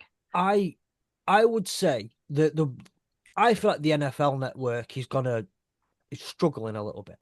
Oh, it's going to implode. I don't, because it doesn't specifically make the NFL a lot of money, but they spend a lot of money on it. GMFB, Red Zone specifically, I miss being self-employed. Because I could get up and just watch GMFB in the afternoon if I really wanted to. Can't do that anymore. But what's most people's favorite thing about Sunday? Red Zone, right? Red Zone. Until your team's on, Scott Hansen. Which I guess if you support, say you were a bit of a weirdo and supported a crap team like the Giants, 6 p.m. you're fine. Or no, I'm on the best. Well, kind of not, but the best bit about Sunday is Red Zone. The best bit about, say, Saturday, right now, is you get to watch college game day. Yep. Some of us have been seeing it live up in person. Some of us can't. Don't know if Gary, you can think of anyone. Might have a picture. The NFL, I think the NFL as a whole is struggling to hold the NFL network together. So how someone like the CFA would be able to do that, I don't know. But again, at least keeping the NFL films as the distribution holder, and whether you have at least one channel that just keeps showing reruns of games, or if I don't know. There should be, in theory, more products. Now, you could argue whether it's more valuable products, because we've got 135 teams versus 32 in the NFL. So there's more product to go around, arguably less valuable, because again, supply demand. But there should be more that they can do with that if they do it right. And tapping into those local markets, um, in the Northwest, that people will want to Washington fans will want to watch Washington, Oregon fans want to watch Oregon. There's if you there should be enough value they can get out of those regions individually, while still keeping that collective holistic view that you can get the best of both worlds and learn some of the lessons from the NFL network, really, where that's gone wrong. But I also like, again, as Gary was mentioning, like Sky Sports, no matter what, at some point you're gonna have to. Liverpool are playing at home against Ipswich. Well, that's gonna be at 3 p.m. because at the end of the day, Monday Night Football's happening, and we've made it Bournemouth Fulham. Like, Yeah. those things have to happen because everyone at least needs to get that piece of the pie. Everyone needs to have at least one goal. It's why, even in the NFL, they kind of invent Thursday Night Football so we can give the Bears and, I don't know, the Browns a primetime game and say, well, there you go. You kind of had one now. It's on a Thursday night and you're all going to It's on hate a it. Thursday night and But it's week 2, but it's fine. yeah, and you're all going to hate it. Nobody's going to like it apart from Amazon Prime, who are going to pay $1.5 billion for it, or $2 billion for that one game a week. But no one, it's just going to be awful all around. But we're going to do it anyway. So you get a piece of that pie. It's just Friday night football now as well. In college football, it's supposed Friday night lights. It's supposed to be high school football day, but college want a bit more. The TV networks want more of that money. Yeah. Soon as before the NFL starts, there's games on a Sunday and a Monday for college football. Like this, the TV networks are gonna get greedy. Yeah. They're just gonna want more. Yeah. So, and which is why one central body managing that and telling them no is going to be easier than multiple voices all trying to get a little bit ahead of each other. Yeah, because you put it down to each individual conference setting, they're saying yes, no, and everyone comes out and goes, no, we're all going to play the same thing, we're all going to want the same thing, we're all going to eat from the same pie and whatever else. And then some TV exec goes to Oregon and goes, hey, quite like your funky outfits that you bring out every year. Do you reckon if we give you an extra 3 million and you come and join our network? And all it'll take is that one to sort of go, maybe we ought a bit, and it'll just get messy. It has to be. This is the point I was trying to get at a bit last week. Like, great, keep on, and not to throw shade. Nick's done a lot of work on this, and I really don't want to throw shade on it. But he's going to. But what I was trying to get the point at was this is going to still at somewhat end badly, I think, for a lot of teams. And 135 in this new college football is gonna be too many at times, right? Because I think when you're gonna boil down to things like that, some schools, I think your Kent States, when we're talking about your Central Michigans, when we're talking about maybe not even the Vanderbilts, but like when we're talking about the Sam Houston States, Fresno State, San Antonio State, still some of won't those be making nearly as much money in their revenue and marketing and whatnot than Georgia and Alabama and Ohio State and Michigan and Oregon and the big hitters, the big USC are gonna probably just kill it completely, but what I think is going to end up happening is you're still going to get, like, when everyone gets an equal vote and they have to go and put the proposal that ESPN have put forward, then it's 3 billion for X and X, but we want to play a Friday night game. Kent State are going to say no. Sam Houston State are going to say no. Central Michigan might say no. But do you know who's really, really, really going to want to say it? Because they care about the zero, that extra zero on the end, that extra couple hundred million. Is the Georgias, the Alabamas, the Alabamas, and it also will be the precedent, right? It'll be the first team that does that. Will be like, what you're gonna run into is, again, because what we ran into so many years ago that was why they went and became the A4 or the P4, and where we're running into now is the whole, for crying out loud, I don't want SMU to have the same vote as me. I don't want SMU to say no, I can't make 10 more, 20 more, 30 more million a year. And then in 10 years' time, they'll go, well, hang on, we signed a thing where we're a business now. Let's go sign this thing where we've got we can now leave in 5 years. Yeah. And because there has to be an out. You can't force people to stay part of this thing forever, indefinitely, infinitely. You're going to have, I think, a group of teams that then go, Georgia and Alabama are in the same neighborhood. Maybe they stop fighting for a minute, go over to the other one's house and go, there's a plot of land over there again. And then we're Collective back here in bargaining. 10 years. Yeah. We're back here in 10 years, but it's collective bargaining under the radar, out the ear of the commissioner, out the ear of the people. So, again, not to piss on the parade, not to piss on the chips, not to do anything like that. But are we not worried that this thing may end up coming back and biting us again? With the 135 teams and with some of the people that are in it. Yeah. I mean, there's no magic silver bullet, right? There's always, this is the saving of college football, right? NCAA have imploded. They can't manage it. Power Four, all of the stuff that it's getting closer and closer to right now has happened, right? It's exploded. This is a 5-year save college football plan. Maybe you have to look at it like that, and you kind of go, yeah, maybe 135 teams isn't going to work. We banded it around 2 weeks ago, Fletch. Is 64 actually a better number? But who is that 64? How do you work that 64 out? Somebody feels left out and whatever else. And, that's going to happen. But maybe you run for 3 years, 135, and everyone goes, this is just too much. It's just too much. There's too many games that are being shown at 2 p.m. on a Thursday afternoon because it has to get slotted in somewhere and nobody's watching it. And the TV revenue is down because it's a lot of it's 135 teams. There's going to be a lot of crap games because there's a lot of crap footballs out there. So eventually, maybe it will have to be revisited after the agreed upon 10-year window, 5-year window, whereby everyone sits around and goes, guys, should we try 64? So we trim this a bit. Should we go 2-tiered? And unfortunately, we may end up in a D1, D2 scenario.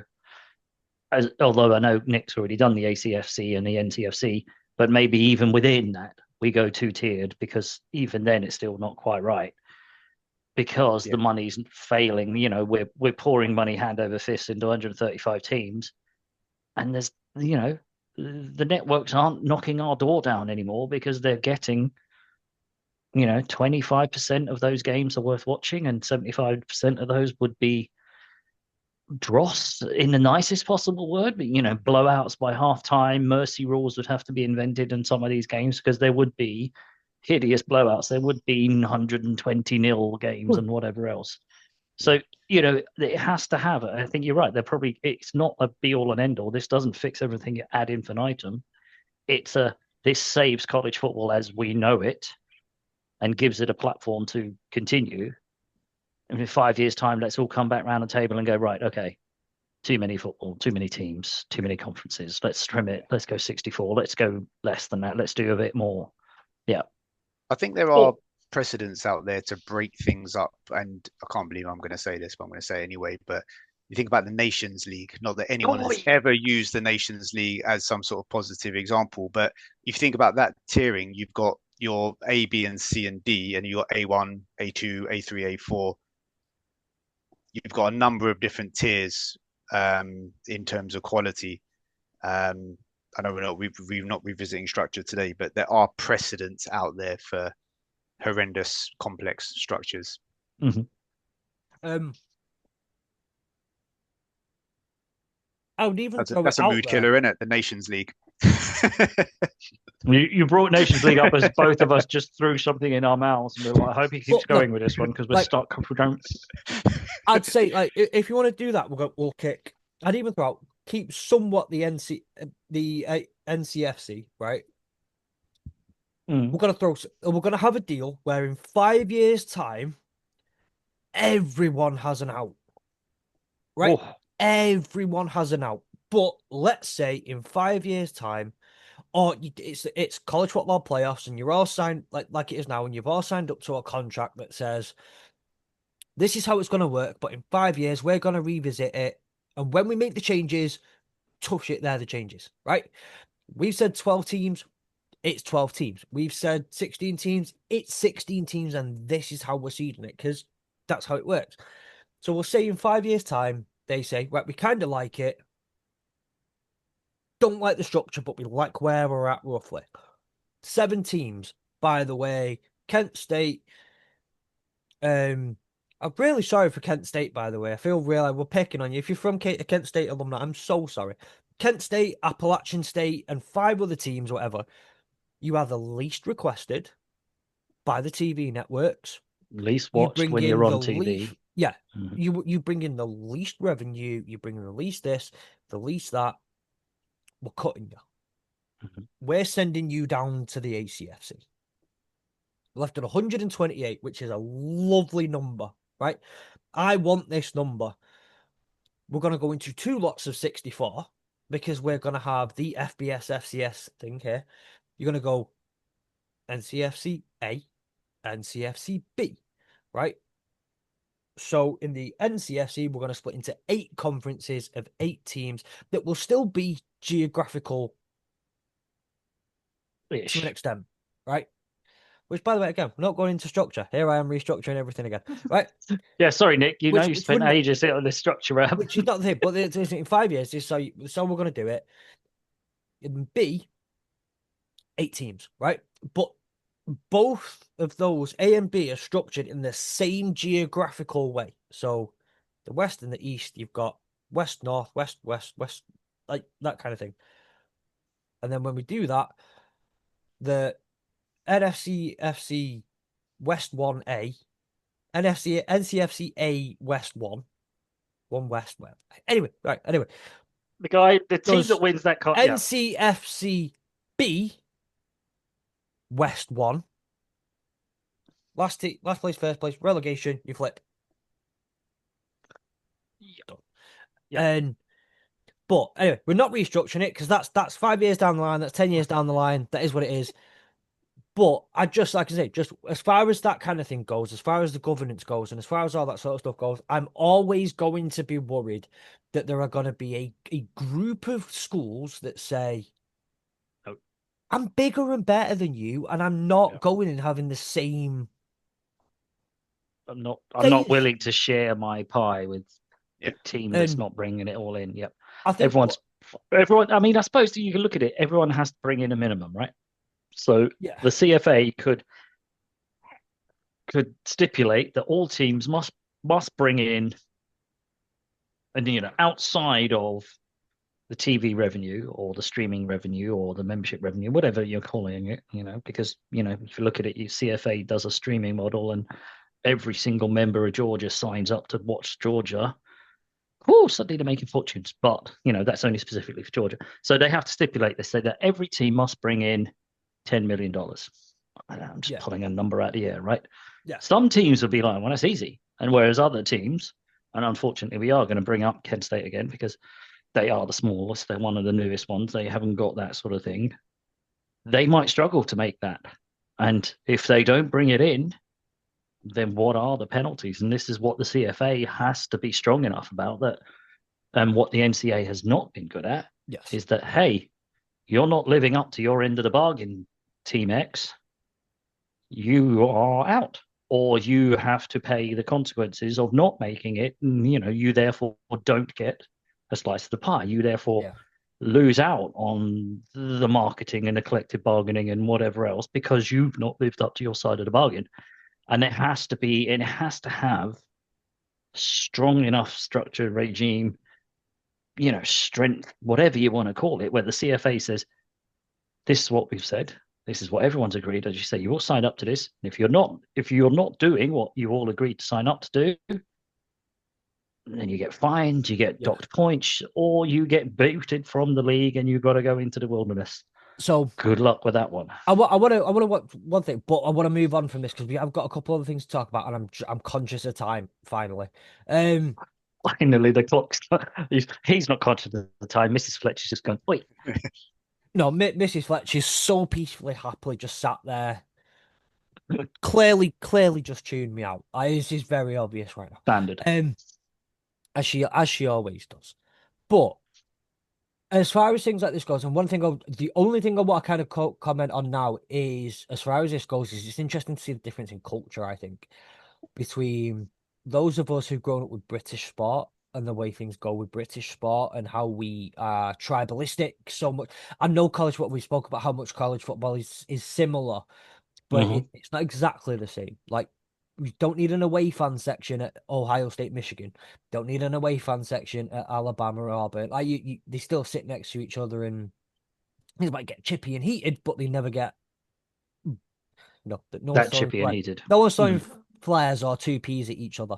Yeah, Um, it's just interesting to, I think, see the culture, but also there's the culture change in the US versus UK and how we view it and how it's viewed over there in the business and all those sort of things.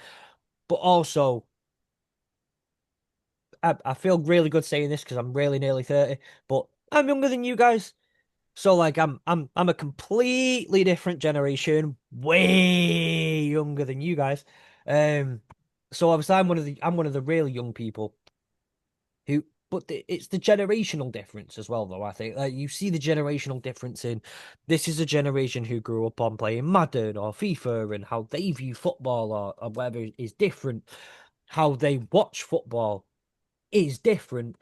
Hmm. Trying to get like trying to take my brother to a football game at times was such a pain because he was just like, but bro, I can sit inside and watch it on TV and be warm.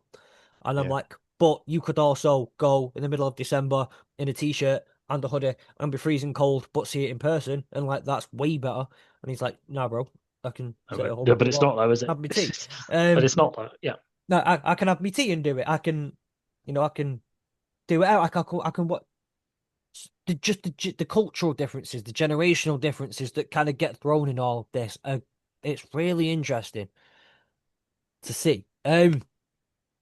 But what kind of move on a little bit because we're stuck on this is I want to talk about earning and money for athletes.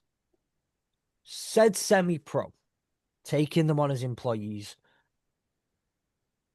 The House bill that's just passed, I think, is really interesting with the whole teams can now pay athletes directly out of the 20.5 million or so a year. We still do that. And then say, you are still free, by the way, to go and take the NIL opportunity or like many Premier League clubs do now, like Jack Grealish. Yeah, we'll sign you for this amount of money every week, but you can still go and get a deal with Boohoo Men where you go and doing a couple of ads and getting paid so much for it. yeah. Is that the model that I think I we follow for paying? I like the idea of that of where we're heading up with the model, and I see it. I see two elements to that. You know, you can have a let's call it a base salary element where every player receives an amount for his time, effort, risk. Maybe you tier that between starters and you know the top half of the 105 versus the bottom half of the 105 or something. But a base element that everyone receives for showing up, the semi-pro piece, I guess. Mm-hmm. Then you add on top of that a variable amount, which I would see as your NIL. So there's your variable amount if you move to a good market, if you're marketable, you're doing well, then people want to Yeah.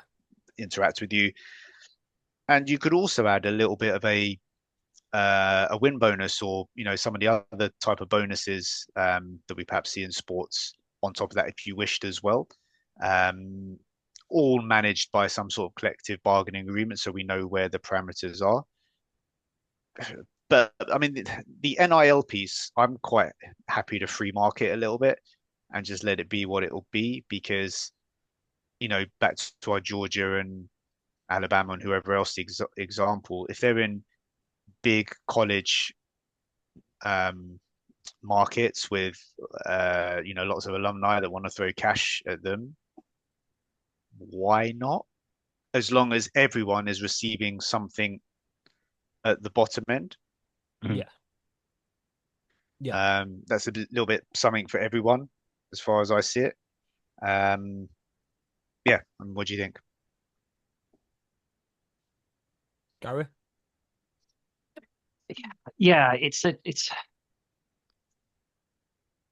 it's a tricky one to get right. I think there's no, as you say, that the magic bullet. Everyone has to get some, and the worry of NIL can go and do whatever it wants outside of the structure, as long as it goes to the players. And this is where it starts to get a bit tricky, right? Because how easy would it be for a deal, a QB at Georgia, just for example, a QB at USC, to sign an NIL deal with a massive organization in southern LA, because I'm sure there's a few of them out there, right? Who want to give him this much money in an NIL deal? How easy would it be for that to grey area shift into the program for football? If you're going on NIL and it is supposed to be NIL on the naming and the image rights and the licenses for the player, then the player has to get that. It can't go into the generic pot. There has to be, everyone gets this much. And because otherwise you've got no chance. You're just going to just perpetuate. The bigger going to get bigger, the smaller are going to get smaller. It's one of the things you spotted earlier, or I spotted what you said. I think it was like the Premier League, you finish 15th, you get less money than the 14th, etc. You kind of got to be careful with that, because the bigger the winners will just keep winning, and the losing guys will always get less and less, and so that will by default cause a two-tier type of thing. If you go down that, if you win your division, you get more money than the guy who finishes fifth. I understand it, and it seems to make sense, but from an overarching point of view, it's almost unfortunate. It's like everyone gets a participation trophy here. You all get the same amount, because otherwise, Georgia, you keep winning that division, you're getting twice as much as the team in fifth. The gap's just going to widen and widen and widen. So it has to be a little bit, that side of things has to be killed. The NIL goes to the players as long as it's outside of that, and as you say, by being employed by an LLP, separate from the university and separate from that can probably work. You can probably, the lawyers and the accountants can work that out. That's probably fine. But I think, you just have to be mindful of not setting yourself up to set up a two-tier system by how much money somebody gets out of the pot. Yeah, it's a fair challenge, and it's difficult because there will always be the blue blood teams, the bigger teams, and back to the Premier League. I'm sure, I don't know, think of an example. MK Dons don't expect to be challenging for the Champions League in a couple of years' time, or in the FA Cup final. It'd be great if they can have a bit of a run, but it's for them, their goals are different, and 135 teams should have probably slightly different goals. And again, not to go back to last week, but I think I like something you guys all mentioned, where you talked about some sort of cup competition as well as just the standard league, where the January Jamboree. Yeah, exactly, where maybe a team can have a bit of a cup run, in the same way we do have in the UK. So I think you have to have incentives. There have to be things in it for every team. They've got to be fighting for something come December straight January. But managing the money is a difficult thing. Every game. It's the best thing about college football. When you do it by committee, because so much can change with one loss and one win. Every single week should feel like everything's on the line for you. And that's the best thing. And I think if Spencer McLaughlin said it really well when we were chatting to him a couple of weeks ago. What do you mean you haven't listened to the special episode? Get to it now. The best thing about college football is knowing that game you play in week one can absolutely crush your season if you don't get it right. But also similarly, if you lose in week two to, I don't know, Northern Illinois Huskies, right? What crappy team would do that, right? It derails your season, and it makes every single game count going forward, which, some crappy teams can lose to NIU and then somehow salvage their terrible season, by kicking the crap out of the American military and being just really un-American about it.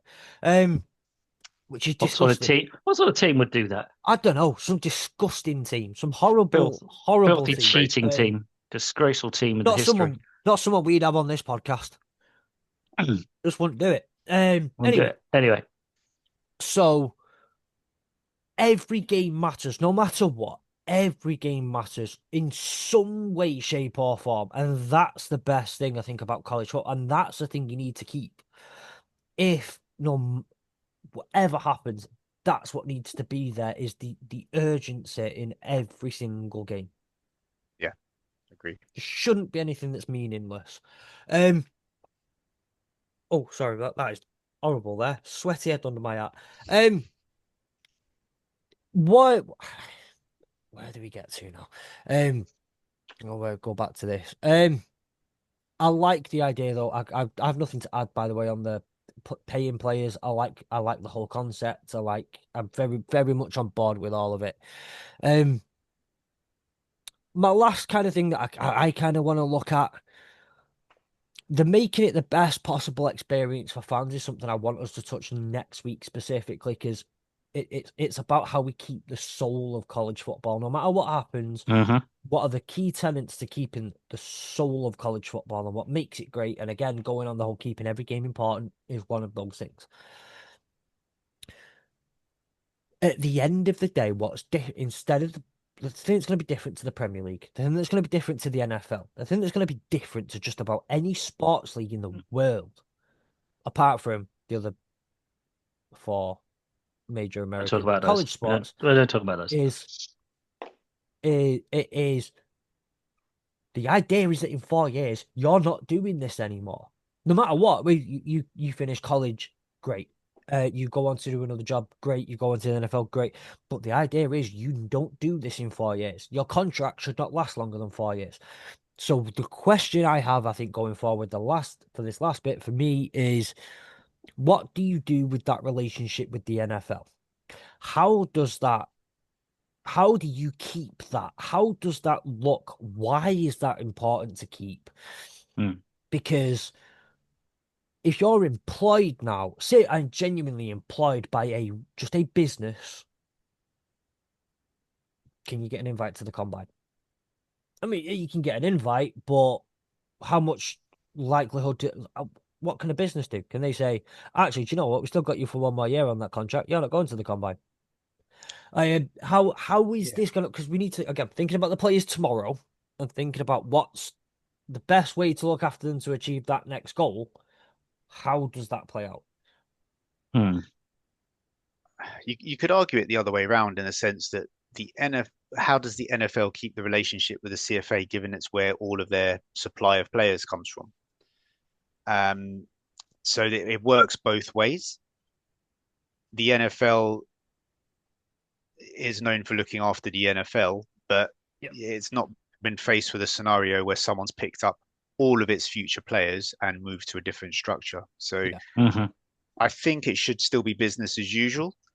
Um, yeah, and there's some interesting things there actually thinking about it in terms of, you know, how do you compensate that LLP if one of their employees is taken out of contract to go and be employed somewhere else? You know, is there a little bit of a fee, a Mm-hmm. transfer fee or a token amount Yeah. that's agreed? Um, that gets a bit difficult because now you're into tri-party agreements between the teams, the player, the CFA, and the NFL. Yep. Um, but yeah, you know, it still has to be some sort of harmonious agreement. You'll see punch ups over the TV deals, I'm sure, because if you know we're renegotiating TV deals, do you end up stepping on the NFL's toes with that? The playoffs or whatever postseason you end up having, you end up in those arguments again. Yeah, there's it's an interesting Well, one. I think I want to say two things. One, I think we're already seeing the answer to that in play right now, right? At very low level, but we're seeing it in play. Two is so I kind of one B that in a second, but number two is the best thing we can do is structure these payments now and structure these contracts, and you can work them a bit like an NFL rookie contract, right? 4 years, and you can say freshman. If you got a red shirt, we'll divvy up that money and pay you part of that base salary up until, but then we'll pay you 50 grand of that now, but next year you get 50 grand less when you do the first. Yeah, there's something but it's going to be, say you get a 10 mil, a 5 million deal in the or at least your base salary and whatever NIL deal you get, you kind of sort that on your own. It is what it is. But as far as the college goes, you'll get paid 500,000 in the first year, 1 million in the second year, and then top up in the fourth year. You may say if you want to go in that third year, because the NFL has the rule that at least you had to have been out of high school for 3 years. The NFL at least says, oh, you have to say, right, okay, I sacrificed that 4 million that I was going to make in that last year. And you have an agreement where basically you call that third year a void year. College don't owe you money. You don't owe the college money. You can just say, I'm done. I'm out. Maybe you insert that kind of clause into the contract. But as far as the NFL goes, I think the international player pathway, and it's again, it's not perfect. It's not up there. It's not done yet. Not even close to being where they want it to be. Apart from there's only a couple of plays it's produced so far that have even done much. Um, Key example being Mylata from the Eagles, but also look at Lewis Rees-Zammit, right? It's who still on a practice squad. So you look at No, he's on the active roster. well, he's on the active like 90 billion man roster. So I mean, I think I'm on one of those rosters at the moment, Gary. You say right in a few, they're still gonna have to keep working at that. They're gonna have to go around the world, and it might hit the NFL in 10 minutes. But if the NFL say right, we've got this money, okay, then we'll just go and triple our investment in the one in the UK. We'll go and set up a brand new one in Germany as well now. So they're just going to get even better. And Germany are producing really good players anyway. Yeah, go on then, Japan. We're already setting up the international home markets anyway there. So give it a few years. We'll input some of our training and we'll pay for some coaches. We'll put that investment in.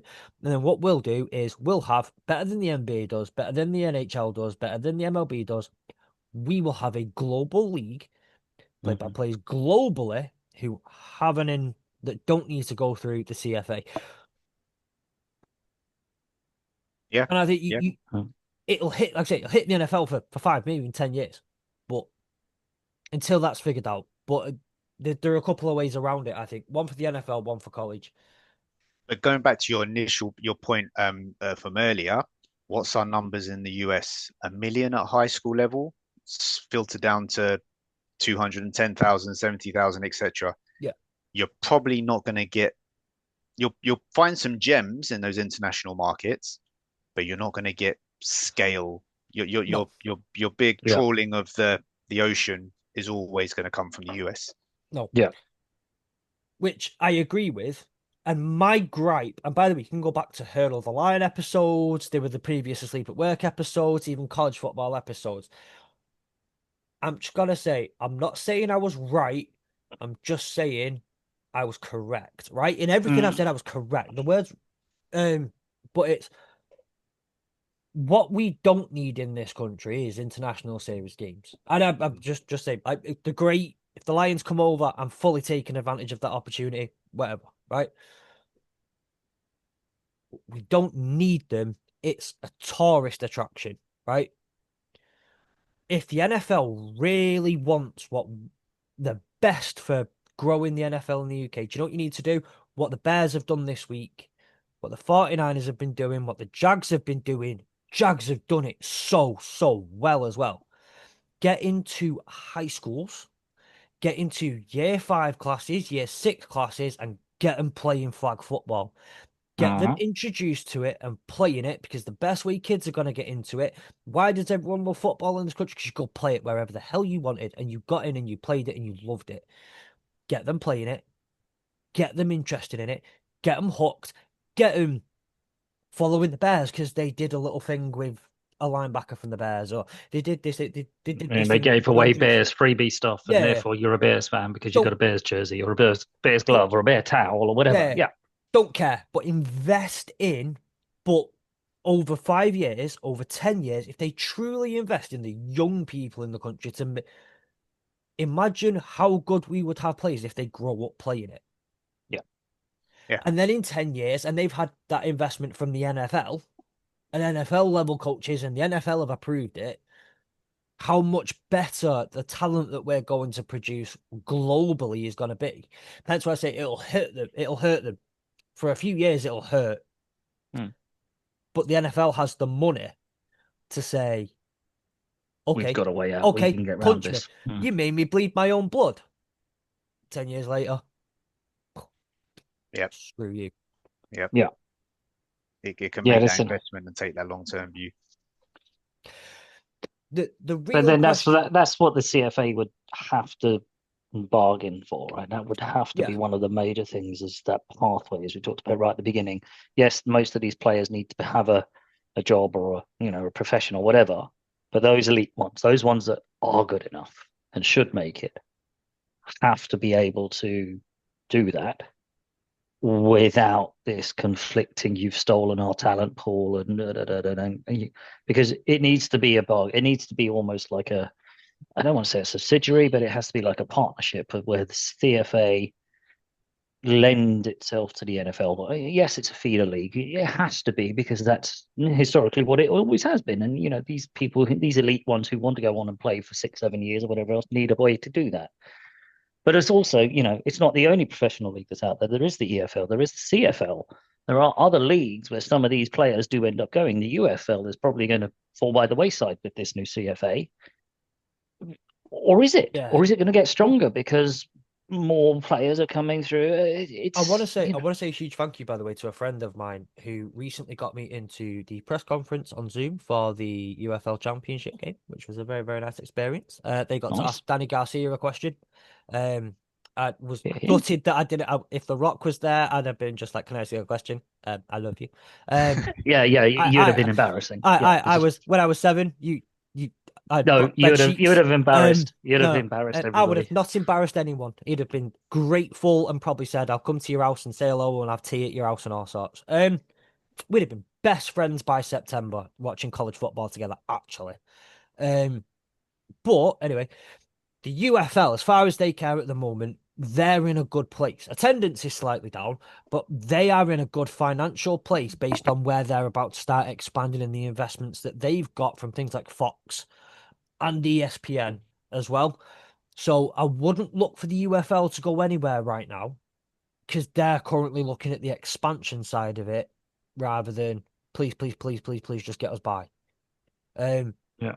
So there's that. And like I say, this is where, though, I think again, every contract should have if you're going to have these schools have a maximum contract. The Premier League, you can have like a maximum contract. You can then extend it and extend it and extend it. But I think in it, like the initial, you'll only give them a 5-year contract. 5 years, I think now.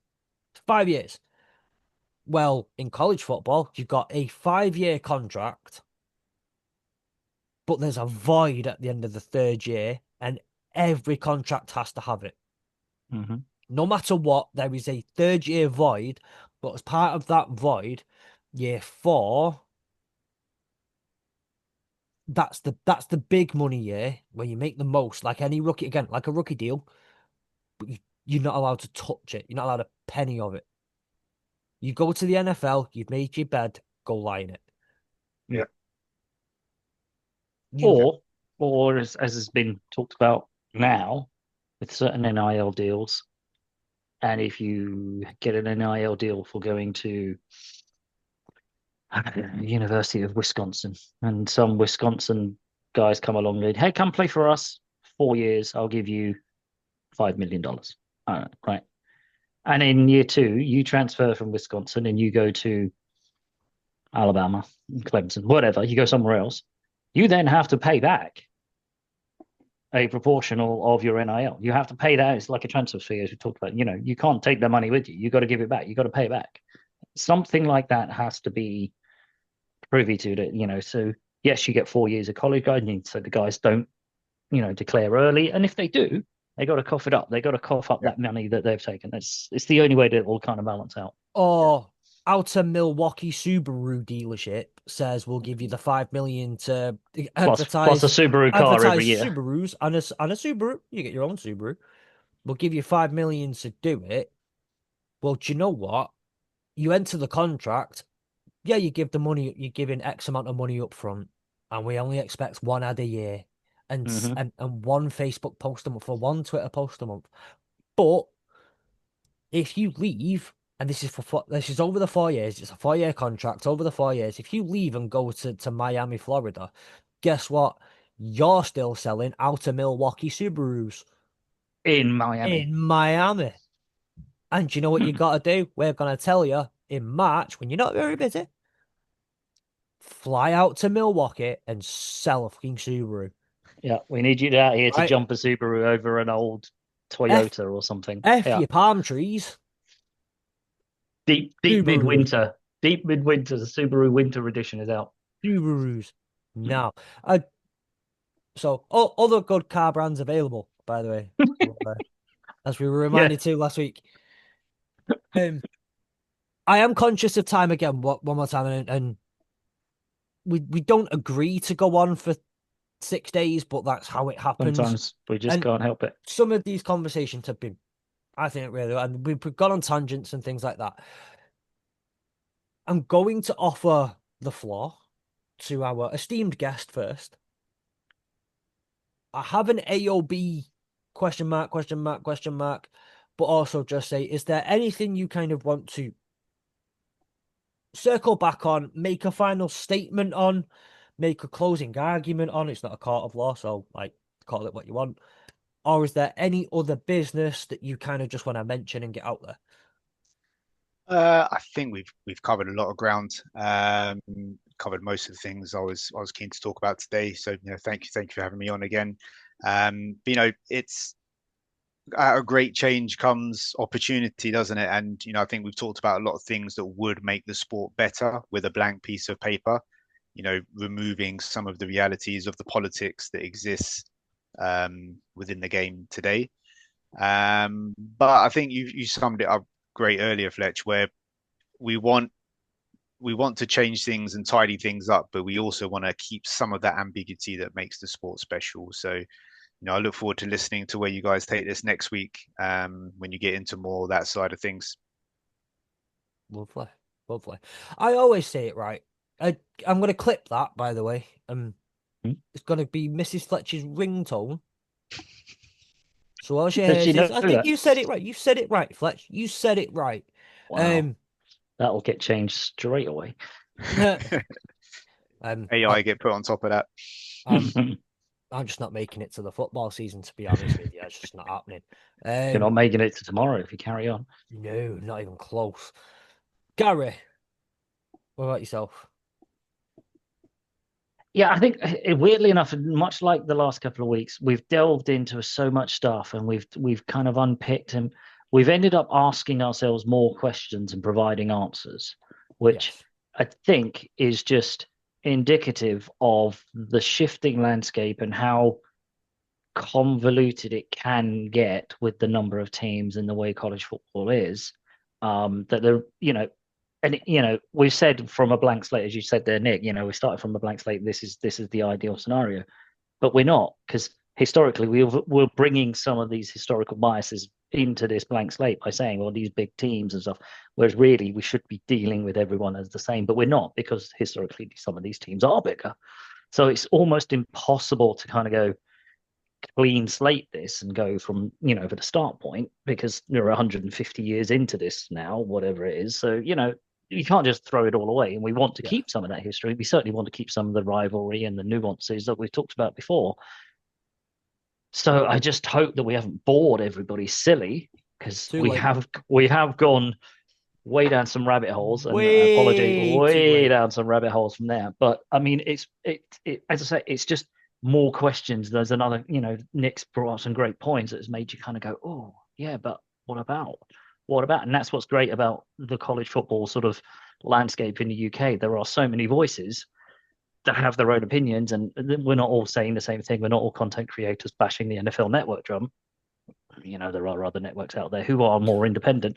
There's lots of us out here. We love this game. We want this game to, succeed in the UK and worldwide. Yes. And it's just marvelous to be able, like Nick, to come on and just be so erudite about some of the stuff that you've come in with. It's just been like, wow, this is awesome. We generally sit here and talk absolute rubbish, and you come in and talk about how do you structure it and governance and costs, perhaps, and stuff like that. It's like, Yeah. brilliant. This is what we need. I must be the only person in the world that gets excited about governance. So, Yeah. So to kind of wrap up from myself, I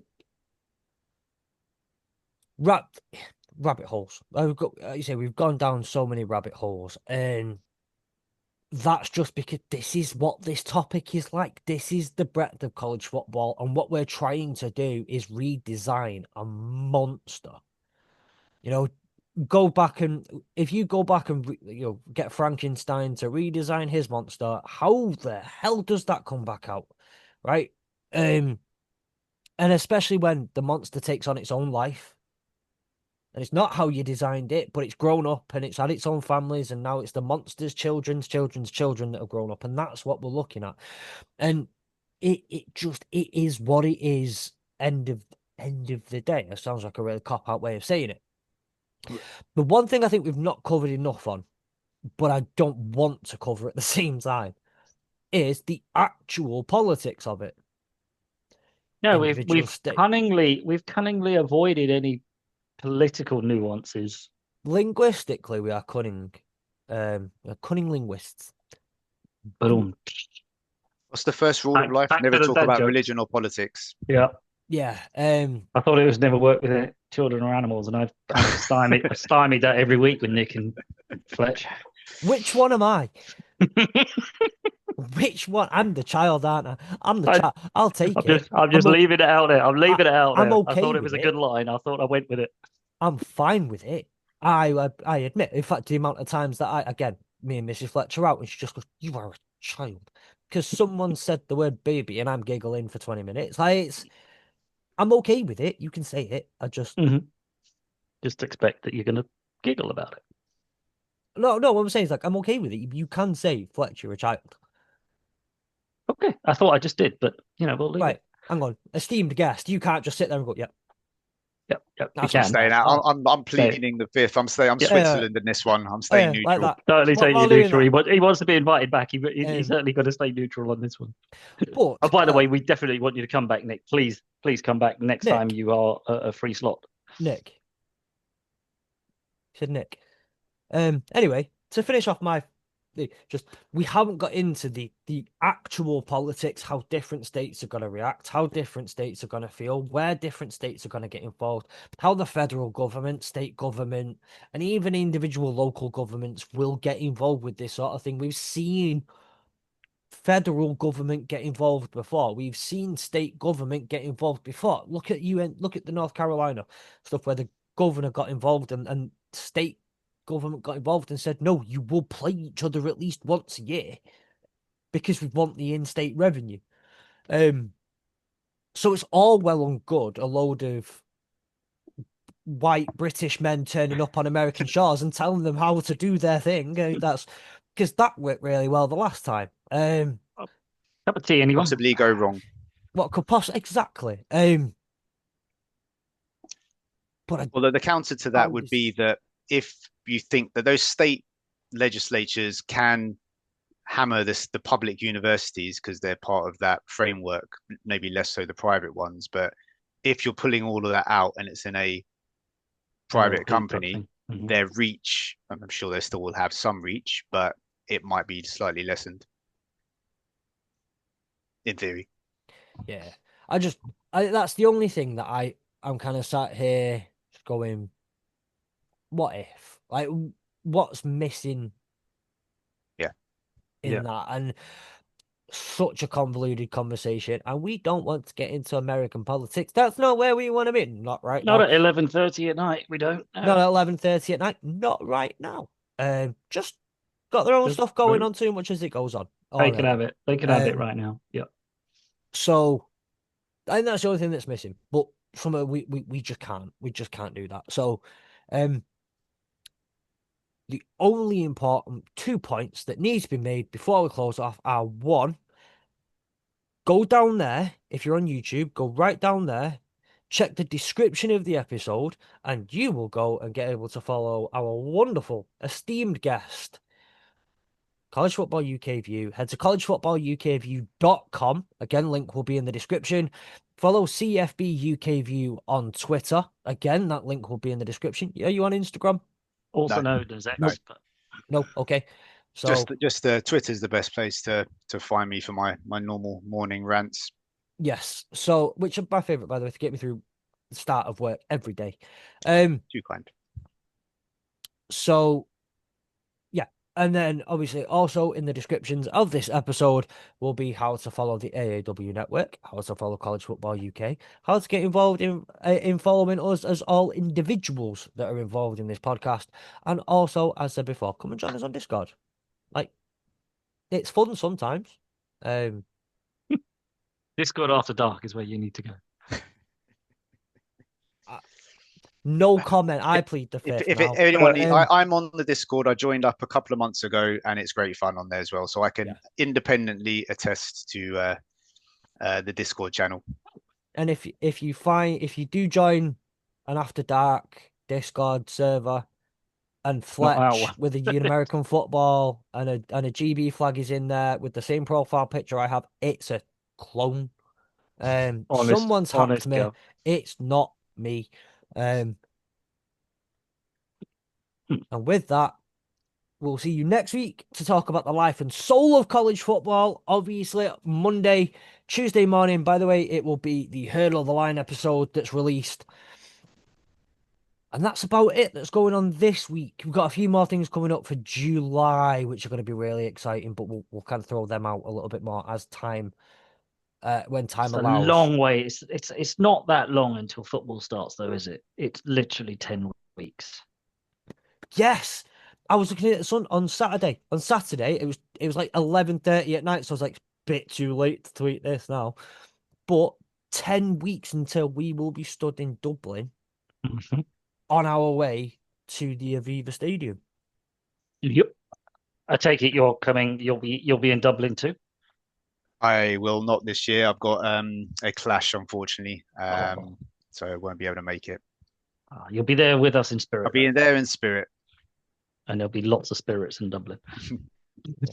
You buy in? I've seen the prices of spirits in Dublin. I ain't buying. No, they were hefty last time around, wasn't it? Tap water is on my round. Tap water for everyone. But yes, we will see you next week. And yeah, as always, links in the description. And see you on the other side.